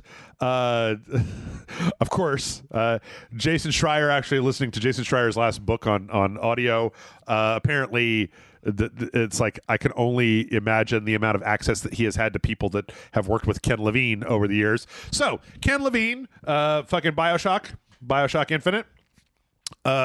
You all might remember that suddenly, what was like 2 years after that 2K announced that like the entire Bioshock Infinite team was liquidated. But that like Ken Levine and a small group of people were going to stay on board to make like a much smaller scope game. Well, not really stay on board as so much as that he made a decision that 2K didn't like, and then they liquidated, and then he just made his own studio afterwards. Well, no, they stayed on with 2K. That his studio was internal to 2K. So, fun fact is I heard different from somebody who worked with him from Bioshock Infinite because I posted about it, and it turns out this person had worked with him, and I didn't know that. Okay. And then so they posted about what happened. So, well, interesting times, yes. In any case, I won't say who, just to protect them for now. Yeah. At least not on mic. So you remember Bioshock Infinite? Do I? You remember the whole story? Speaking of racism, Bioshock Infinite. Do you remember the whole story of Bioshock Infinite and how it was like they were making huge chunks of the game and then Ken Levine was like, no. And then they would spend like a year working on a feature and they'd be like, they develop features to completion to evaluate them and then go, nah, and just throw all that work away. Yeah. Like the trailers that we saw that were full of things that just weren't in the game. Apparently, Ken Levine learned absolutely nothing from the Bioshock Infinite. And this company, which was started in 2014. Yeah, my God. Oh, my God. That's how long ago that was, guys. Yeah. Has been doing pretty much the same thing. Like, it's this, like, ultra auteur shit where, like, he has an idea and then somebody spends a long time developing it and then he looks at it and goes, nah. And then it's gone. A lot of staff has left. A lot of the initial staff that stayed on from original Irrational has left. I think it was Irrational. It was Irrational, right? I think so, yeah. Apparently there's like 32 people, but apparently like they have nothing or what they have, they've reports from people who have come on who have been like, who've seen it was supposed to be this thing that takes place on a space station and it's like multiple factions, but then there's supposed to be like this really intricate kind of AI driven like speech system where you're kind of running through dialogue trees that make a lot of difference in the way that people feel about you and stuff like that. And apparently like contractors that come in, they look at this and they're just like, this is incredibly detailed. Like this vertical slice that you're showing me, and there's like 30 people on this team. This is like a 250 person team project, not a like 30 people team project. So yeah, apparently, one, Ken Levine learned nothing from Bioshock. Two, if you're hoping that Ken Levine's next game was going to be coming out anytime soon, probably you should give that up for the moment. Ken Levine is going to finally eventually make the Duke Nukem Forever of a new generation. and I don't mean like as in like the game comes out. I mean like the original vaporware idea of Duke Nukem Forever. Right. That may end up being his legacy, and I'm all down for it. I'd be willing to bet there's a lot of rumors out there. I'd be willing to bet cash money that like, because I think that we've seen some leaked documents of like there's a new Bioshock in development, right? Yeah. That game will come out before Ken Levine puts anything out. I hope it does.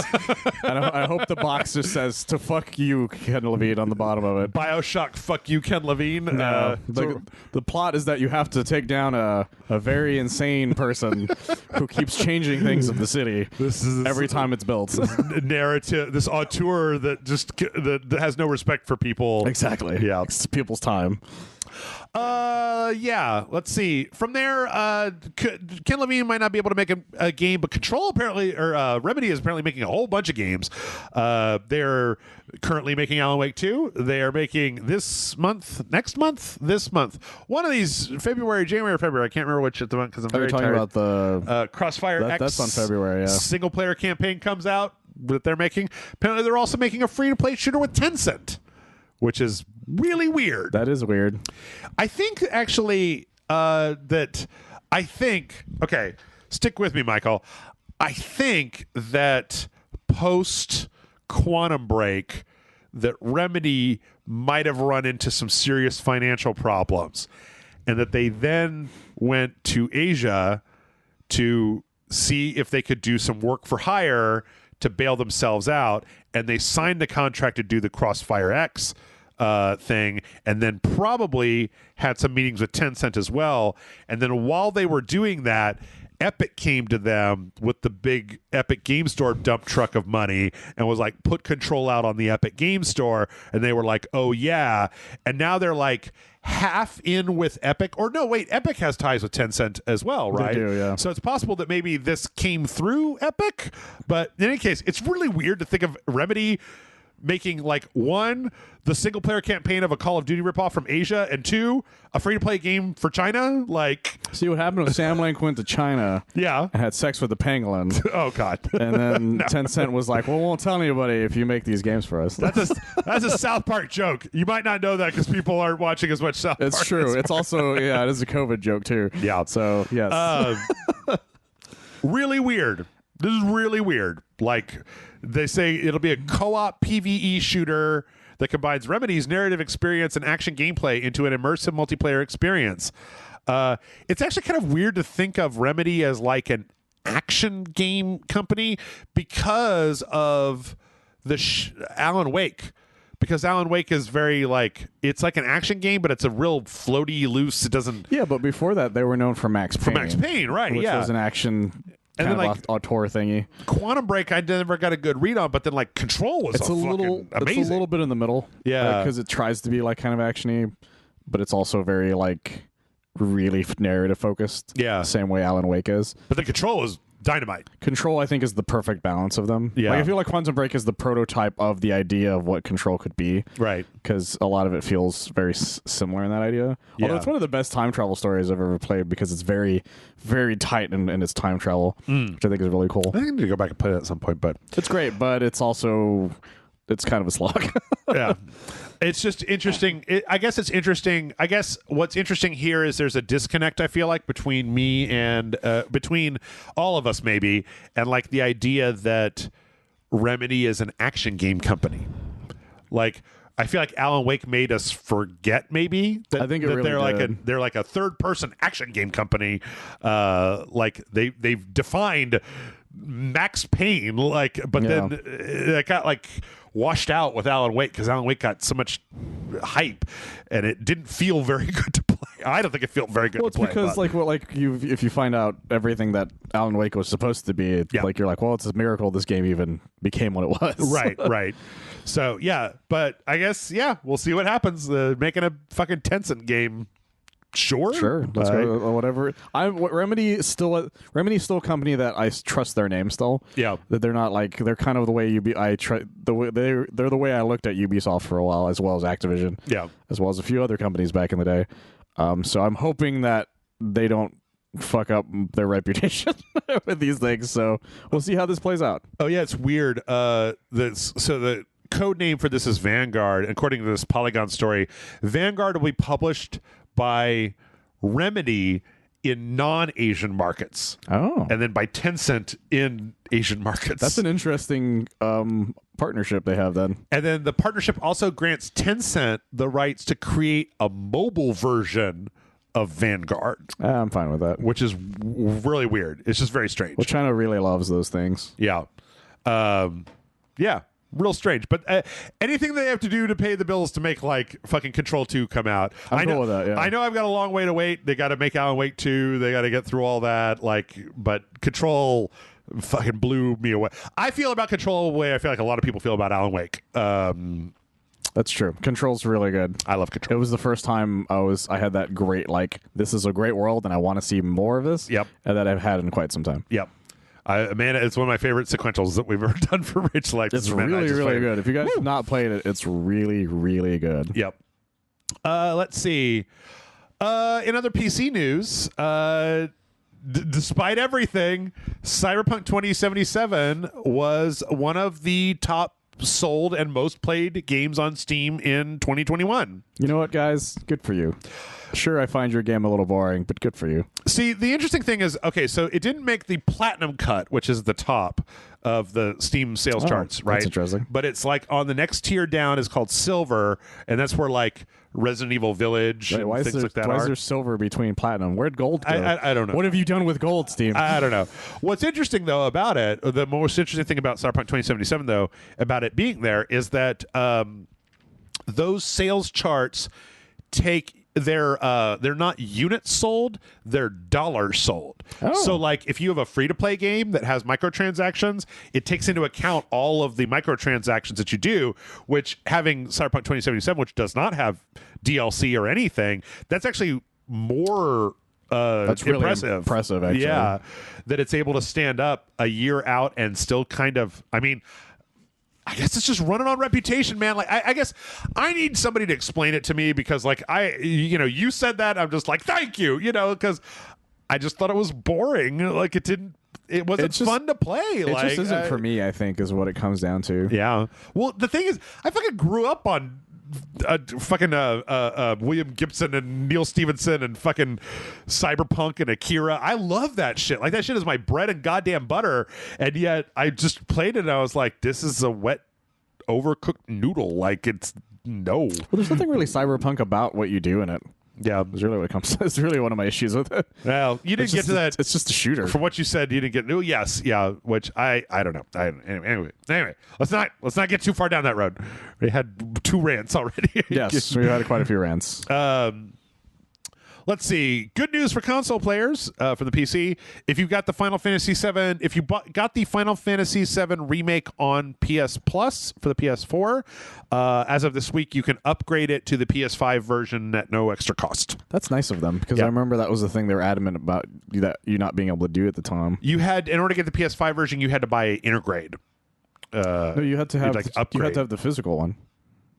Because that's how I did it. Oh, did you? Yeah, but it wasn't I don't remember if it was a free thing or not at the time. It might have not have been completely. You could do it digitally and I upgraded. No, you could do it, but you had to buy the Eufy thing. Yeah, that's Intergrade. That's the original, just the upgrade itself. You had to do with that thing in general, but you couldn't even upgrade to the PS5 one with the PlayStation Plus one. Is what I'm saying. Yes. Yeah. But previously, if you had the full version, you could upgrade. With the Intergrade was the upgrade to get to the PS5 version. That's what I was saying before. Well, I was saying the other thing. Yeah. You know what I mean? Yeah. But that's nice of them because before you couldn't even do that. Yes. So, yeah. If you've got Final Fantasy VII and you got a PlayStation 5 and you want to make it look better, I don't know why you would have already gotten the Eufy thing. Seemed like interesting on its own. If I had any interest in fucking eating the regurgitated contents of my childhood. Apparently it adds a bunch of stuff into the main plot that makes it a little more interesting. Cool. Does it have Cloud in it still? I don't give a shit. It does. I don't give a shit. Yeah. Put out fucking Crisis Core, you cowards. Put that shit out. I'm still surprised there's no other way of playing Crisis Core to this day. Put out a PlayStation 5 version of Crisis Core and I'll take it all back. That's me. I'm coming at you. Zach is the superior Final Fantasy VII character. Fuck yeah, Zach for life. Fuck Cloud. Zach is so fucking cool, guys. Zach is the best. Also, the plot for that is bananas. It's fucking crazy. And the combat system with the fucking slot machine that rolls up whenever you're attacking people is weird as shit. The Octo Slash is also pretty cool. Yeah. Let's see. If you've got PlayStation Plus, we got the announcement that Persona 5 Strikers and Dirt 5 and Deep Rock Galactic are on there. Persona 5 I mentioned that because Persona 5 Strikers was incredibly well received, seemed like a really good version of that game, seemed really cool. Like, don't sleep on Persona Strikers. Well, if you like that sort of game and you like Persona, you're going to like that game. Yeah. The Muso team does a really, really good job at like adapting other gameplay aspects. Like those games are never bad. They're just never like super. They're never like game of the year type things. Yep. But they're always game of whatever whatever property they're part of. It's like, have you ever seen that meme on the internet where it's like, if a corgi crossbreeds with any other species, it looks like a corgi dressed up like that species. It's exactly that. That's what the Muso games are like. I met a corgi chihuahua before I came here. Oh, cool. I went to check my mail, and it was this like, it was a corgi chihuahua, and the guy's like, the chihuahua in him makes him hate people. There you go. It was like growling at me, and he's like, look, it's fine. He's part chihuahua. I was like, I get it. My dog's part Maltese, part dachshund, and the dachshund in him hates people. My dog's a lovely, lovely temperament and loves all people. People love my dog, but my dog does not love people, which I think is hysterical. And let's not leave out Game Pass. Game Pass got 3 surprise games, which are all really good. They got Gorogoa, which I played, I think, with Amanda a while back, which was like it's like this weird game where you're like sliding kind of pictures around, and then they line up in different ways that kind of create a really narrative story. Super. I think it's an Annapurna Interactive. It was really artsy, but great. Olesia, which was that Devolver Digital with the throwing the spear and the kind of like 2D action. That was pretty cool. And then the Pedestrian, right, which with the signs where you're playing this little guy that goes between the signs. All 3 on Xbox Game Pass, because fuck you, Game Pass ain't slowing down. I like at this point, everyone knows how great Game Pass is a thing, because it's like having Netflix with games. Like that's really what it comes down to. Yep. And either you hate the idea of that, which I don't know why you would, or you don't. Goddamn, Michael, we're already so almost over time. There was also an Indie World that we missed, Nintendo Indie World in December. Idea this even happened. I'm going to go over this real fast. They announced Sea of Stars, had an announcement trailer, which is from Sabotage Studio. It's a prequel to The Messenger. Remember that game, the Ninja Gaiden game? Oh, that game was great. Had craziness. It looks a lot like Chrono Cross. Like it's this kind of 2 characters with this isometric view. Looks absolutely fantastic. Interesting that that's a prequel to that Ninja Gaiden type game. Yep. That game's a fucking crazy. That game's great. So that's coming out in holiday this year. We saw this game called Alicia, which is weird in that it has like a weird co-op mode where one person's supposed to like use the panel and the switch to control a robot, and the other person's supposed to kind of do some third-person action. I don't know how that works. I guess you have to have multiple switches, because there's no way to...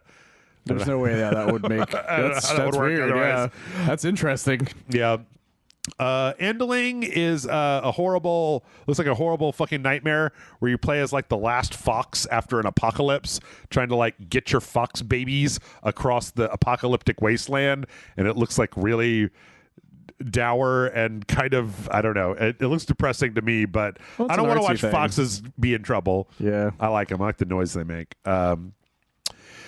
Figment 2 Creed Valley was a thing.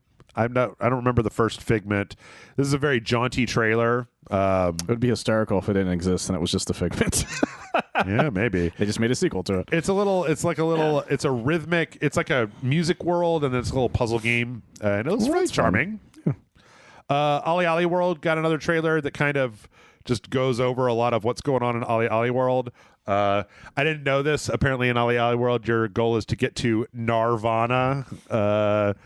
Like sick Nar, bro. That's kind of fun, actually.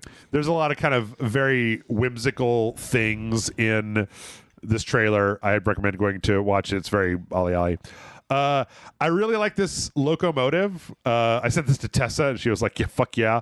Where it's like a point-and-click comedy adventure game, like on a. There's like been a suspicious death, and they're on a train, and it's a very kind of like throwback, like man, see, and so it gives me a lot of like kind of Monkey Island vibes. That's fun. I like the idea of that a lot, actually. Yeah. I like that indie games have kept that alive. Yes. And it's fully voiced too, which is cool. Oh, that's cool. Summer of this year. River City Girls 2 got a hell yeah. Another trailer. Talking about all the different characters, showing off River City Girls. River City Girls is fucking great. Go play River City Girls. That's a great fucking beat 'em up. Yep, summer 2022 on Switch. Dungeon Munchies. Actually, Tessa and I played Dungeon Munchies because it's out today. Oh, It's a Steam game where you play as kind of like a 2D. It's like a zombie, but you're killing enemies and then getting ingredients from them to cook to create like effects on your character. That's kind of cool. Who's one of those like zombies with the paper over his face, the kind of Asian zombies. It's a real loose game, but it's got a nice sense of humor and it's pretty fun. Let's Play Oink Games was a series of board games that you can play online with other people. Neat. Then there was like a montage. So this game called Omari that is actually out on the Steam already. That's kind of an Earthboundy type of game with a hand-drawn aesthetic. Chicory, A Colorful Tale, which everybody liked last year. Actually, dojo for that today. It was coming out on the Switch. Timely, remember I think we played that. We like that game a lot, actually. Yeah, where you play as the girl with the cat and the rewind kind of time stuff. We played that a while back. I don't even remember if it was on the I think it was a Patreon. I think it was a Patreon. It was a Patreon, yeah. Don't Starve Together. It's coming to Switch. Gerda, which is this is kind of an adventure game, and then Grime is coming later this year, and then Behind the Frame, you remember that, where it was like looked like a Studio Ghibli with the woman who's a painter. Oh yeah, like looking at all the windows. That's coming there. It came out on Steam, but it's out there. Parkosaurus, which is another dinosaur theme park thing, and Baby Storm, which is like a Gang Beasts, I think, kind of thing. So those are becoming more and more popular lately. Yeah. So all that came out. Oh my God, we have to hurry. We're out of time. There was another trailer for Horizon Forbidden West that showed off a lot of the new machines for Horizon Forbidden West. It really impressed upon me just like how goddamn pretty Horizon Forbidden West is. Like, it's a very exciting time because that's really soon. When you're just looking at it, like it's just very pretty. Like I love these pterodactyls with like solar panels on their wings. That's cool as fuck. Yeah, to get power. It just like a lot of the stuff we've seen so far, I feel like has been action montages and focused on Aloy, and it's just showing the level of details in the robots is amazing. Like it looks really good. I do love that this is one of those first party games that people really liked. Yeah, because it's so creative in its designs. This is giant robot snake. It looks really cool. Yeah, so check that out. Let's see. Fuck Elder Scrolls Online. We're not talking about that. Dragon Ball Games Battle Hour is coming. Oh yeah, the Dragon Ball Games Battle Hour. Yeah, they did one last year. There's a quiz, Michael. There's like a quiz and shit. Is there an app for this, or like how do you watch this? It's a stream, as far as I know. Okay, because last year it was a stream. But they sell a lot of overpriced merchandise for it as well. But it's a time for them to announce a bunch of Dragon Ball shit and play some games. Yeah, this is how they announced a bunch of the Dragon Ball game stuff that came out. Okay, I want to say that year. Okay. So yeah, a lot of people are expecting a new Dragon Ball Z game because they've been teasing the guys who made Kakarot, the CyberConnect. They've been teasing that they might make another Dragon Ball game. Okay, and as well as they might even announce more stuff for fighters, because they had announced earlier that they're gonna have the Android 21 in the lab coat as a separate character. Possibly. So people are wondering, well, maybe they're gonna make another season. Who knows? So crazy. We're gonna find out what's gonna happen in February. Is it March? Oh no, February 18th. Yeah. Sorry, something else I was thinking of. Dead Cells put out their third DLC, The Queen in the Sea, and it had a really cool. They love to pay for little animated sequences to announce these. I really like this one where it's like the main character and he's like trapped on an island, and then he sees like a boat full of like cheering ladies, and then like he makes a skiff out of like skulls and bones and the blood of his enemies, and like is rolling it towards this like ladies boat, and then like it gets totally exploded, and then he has to find like there's a new island. It's pretty funny. I love all the stuff that they do for Dead Cells. Dead Cells is great. And you remember the last one was like they added in like Guacamelee and Hollow Knight and all that shit. Like I played some of that. It's weird. But yeah, Dead Cells is fucking awesome. Go buy Dead Cells if you haven't already. It's going to skip Aftermath. We don't have time to talk about it. Sonic is a Lego. It's Lego Sonics. Yeah. Good for him. Yep. Death Stranding is coming to the PC this spring. That was actually part of the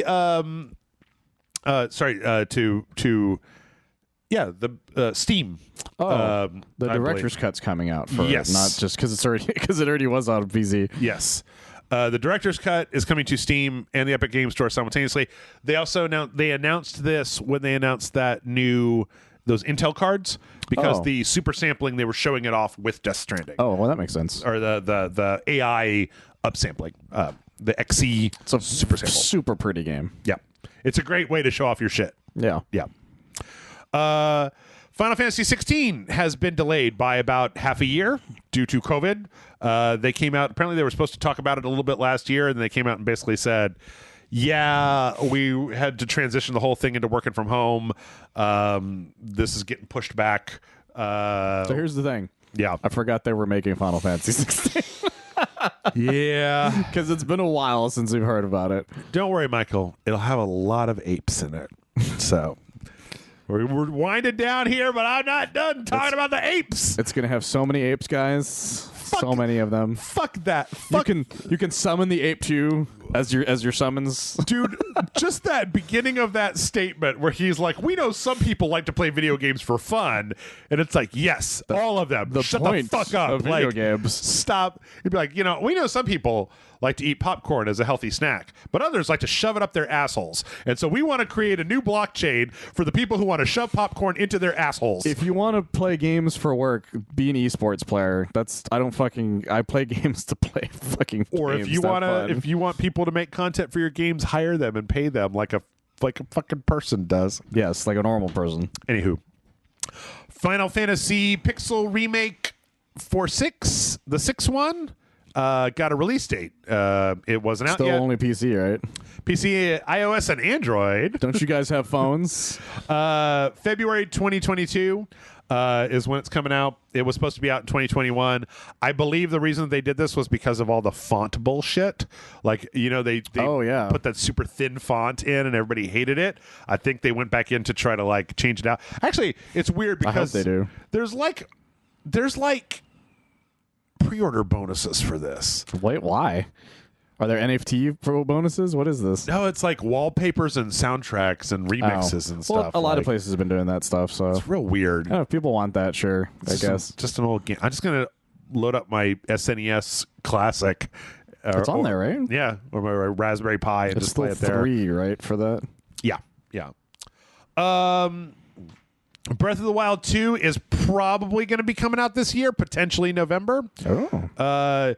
On the IGN Games podcast, IGN boss Pierre Schneider said that when he was at the Game Awards, he was talking with people that were in the know, and then basically kind of like oopsie doopsie let slip that yes, it's on track to come out this year and probably holiday. So that's clever. Yeah, just talking about them. Yeah. I mean, you just like, hey, how's your kids? Hey, well, how's Breath of the Wild, by the way? Oh, my kids are great, and Breath of the Wild's going to come out. God damn it. You got me again, son of a bitch. You fucker. Just wanted to talk about my kids. Yeah, so, yeah, that's good news. I mean, I actually was listening to the Triple Click podcast where I think they were talking about, the possibility that they might be doing... You remember last year how they did the Mario 3-pack? Oh yeah, with the remaster, with the older games, that they might be doing a Wind Waker, Twilight Princess, and one other Zelda game on the same cart, similar to that. I'd buy that just for those first 2 games this year as a lead up to Breath of the Wild 2, which would be cool. It's gonna be Spirit Tracks just to fuck with people. Fucking Bayonetta 3 is coming out this year. It's coming out this year. Is it really? Yeah, I believe. I hope so. I will tell you what is coming out this year. Drinkbox's Nobody Saves the World is coming out this year. January 18th, no less. And it's coming to Game Pass. That's nice. Drinkbox being the makers of Guacamelee, Guacamelee 2, and Severed, that everybody forgets about, nobody played on the Wii U. What I love about Guacamelee 2 is they got the Mexican entertainment system to make, or no, the mariachi entertainment system to make a song specifically for it. Oh yeah. I thought that was really cool. They're based in San Antonio. I went to high school with one of them, actually. He was a friend of friends because they were all in band together. Yeah. They actually had a demo for this as part of their holiday demo things, and I played a little bit of it. Seems pretty cool.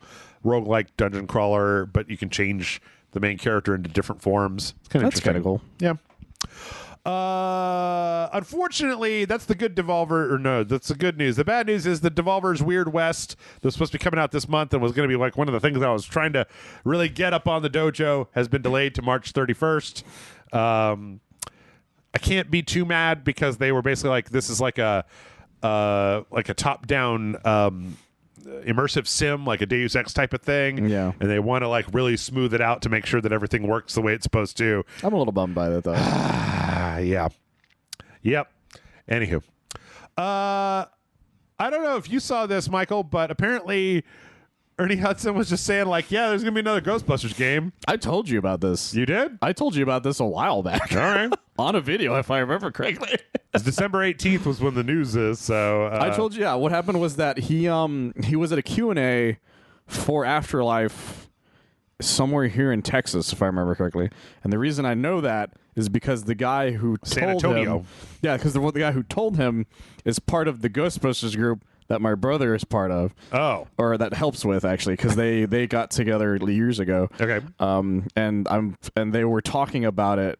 They had literally posted it as them saying, hey, we have accidental breaking news because one of our guys asked Ernie Hudson about this. And he didn't know any better. And he didn't know any better and just was like, no, I'm working with them. Yeah. Because the guys who are making this game are they're the guys who made, I want to say the Predator one. Oh, Ilphonic? Ilphonic. Yeah. Because they themselves said it on a podcast with IGN or some shit, like randomly, like they hadn't even said anything. And they're like, so every news we've gotten for this game is somebody randomly saying it at a time without with no filter, which I think is hysterical. I need whatever it is that you have, Michael, or they just keep giving you what you want. The game industry just gives you everything you fucking want. Like, I love it. It's been a great time to be me. Fucking hate you. Except for Superman stuff. They're not giving me some more Superman game stuff. That's because I want Superman games too. Are you saying your my desire is canceling out my desire. your mojo? Okay, so, that makes sense. Yeah. As soon as I'm just like, you know what? Fuck Superman. I don't even care anymore. And then they're like, hey, the Superman game is out right now. And it's like, fuck it. Speaking of things that you like, Michael, this is a really interesting thing. So somebody made they basically so they took Spider-Man for the PS4 and you could see what Spider-Man would look like in first person, and they did this by using the photo mode to take 850 photos and then stitching them back together one after another like stop motion. That's actually really creative. And you can see what the game would look like from a first-person perspective because there's no like mods or anything, right? Like it's on the PlayStation. You can't mod a PlayStation. So it's kind of interesting. It's incredibly nauseating to look at. Well, it reminds me of one of those clip show intros to something. Yeah. You know what I mean? Like I can picture Ramon's Blitzkrieg Pop playing over something like this. Yeah. I kind of wish they'd taken more photos because it's a little janky. But I guess it's like part of it is how fast you can unpause and then pause again, it's right? Really difficult. So, as someone who's made covers doing that sort of thing, it's really fucking difficult. But it's a pretty cool effect. Like you kind of got to like let your eyes get used to the really low frame rate. But like it's kind of interesting. It makes me wonder if it would be how fun it would actually be to have that as an option to play the game. Like, it would be cool for swinging, but I think only that. Yeah. Combat would be really nauseating. Yeah. It'd be a great VR thing to do. Oh, my God. A great VR game to make. I think your brain would just be like, whatever you're doing, you must stop immediately. Your eyes say that we're flying through the air, and your feet say that we're standing on the ground, and now you throw up. You throw up now. You throw up right now. The closest I've ever gotten to it is that I tried, there's a VR chat world of a Spider-Man thing that somebody made. Yeah. That they tried to make a swinging out of, but it's stupidly hard to do. Yeah. But when you get it right, it's actually really cool. Let's see. I bet you guys thought that we had no more ape jokes left. Oh my God. But somebody made a Doom mod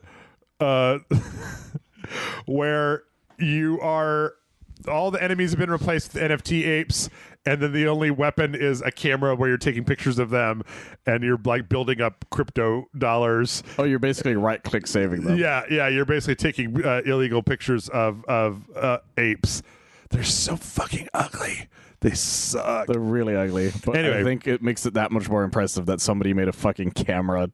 Yeah, camera sprite specifically for this. Yeah, it's so fucking. It's pretty funny. It's pretty funny. And the fact that it's like, they all only come down to like the nipple, right? So like, well, because that's cut the off, picture, yeah, right? That's the actual. You can still die from though, which I think is kind of fun. Yeah, that's fucking funny. And last but not least, Michael. I don't know. I was expecting to have a little bit more energy at this point in the podcast, but did you see this thing where Logan Paul made the desktop? I did, and I saw the internet lose their shit. I don't know why the internet lost their shit. So Logan Paul did this thing where he took a bunch of Game Boys and he like put them in like on a like a table or like a pegboard, and then he surrounded it and then he poured acrylic in it to make like an acrylic table, like an end table. It's actually really cool looking. That has a bunch of Game Boys like all submerged in acrylic. Yeah, and what's funny is it's kind of cool looking until he put the stupid Pokemon stuff on the edge of it. Which is weird. Red and white thing because it's got like yeah, it looks terrible with the Pokemon thing on the outside. I don't think it's terrible. It's just the kind of like you could have done so many other themes. Yeah, with the idea. Apparently, it also has like a bunch of colored lights that you can like change. Anyway, so the internet got mad for like the stupidest fucking reason. There's no shortage of old Game Boys. They were like, "Oh, you should have put it under glass so that the Game Boys weren't ruined." And it's like, why, man? There are a lot of fucking Game Boys in the world. The thing is, like the internet treated it like he shot a bunch of Game Boys to death. Yeah, and it's honestly probably possible he just ordered a bunch of Game Boys that didn't work to begin with. Like one of my favorite comments under one of the tweets was somebody being like, "It's really hard for me to find a Game Boy Color," and somebody went on eBay and they're like, "Here, $30." Right? It's like, "Oh, like I could trust eBay." I'm like, "Dude, they're fucking everywhere." Like, if you don't trust eBay to buy a Game Boy Color, then you're not trying hard enough to buy a Game Boy Color. Well, you can't buy a new one. Yeah. So like that's where you go is fucking eBay. It's either eBay or like an old fucking like Game Over Video Games here in Austin. Right. You can buy one there. Right. Real easily.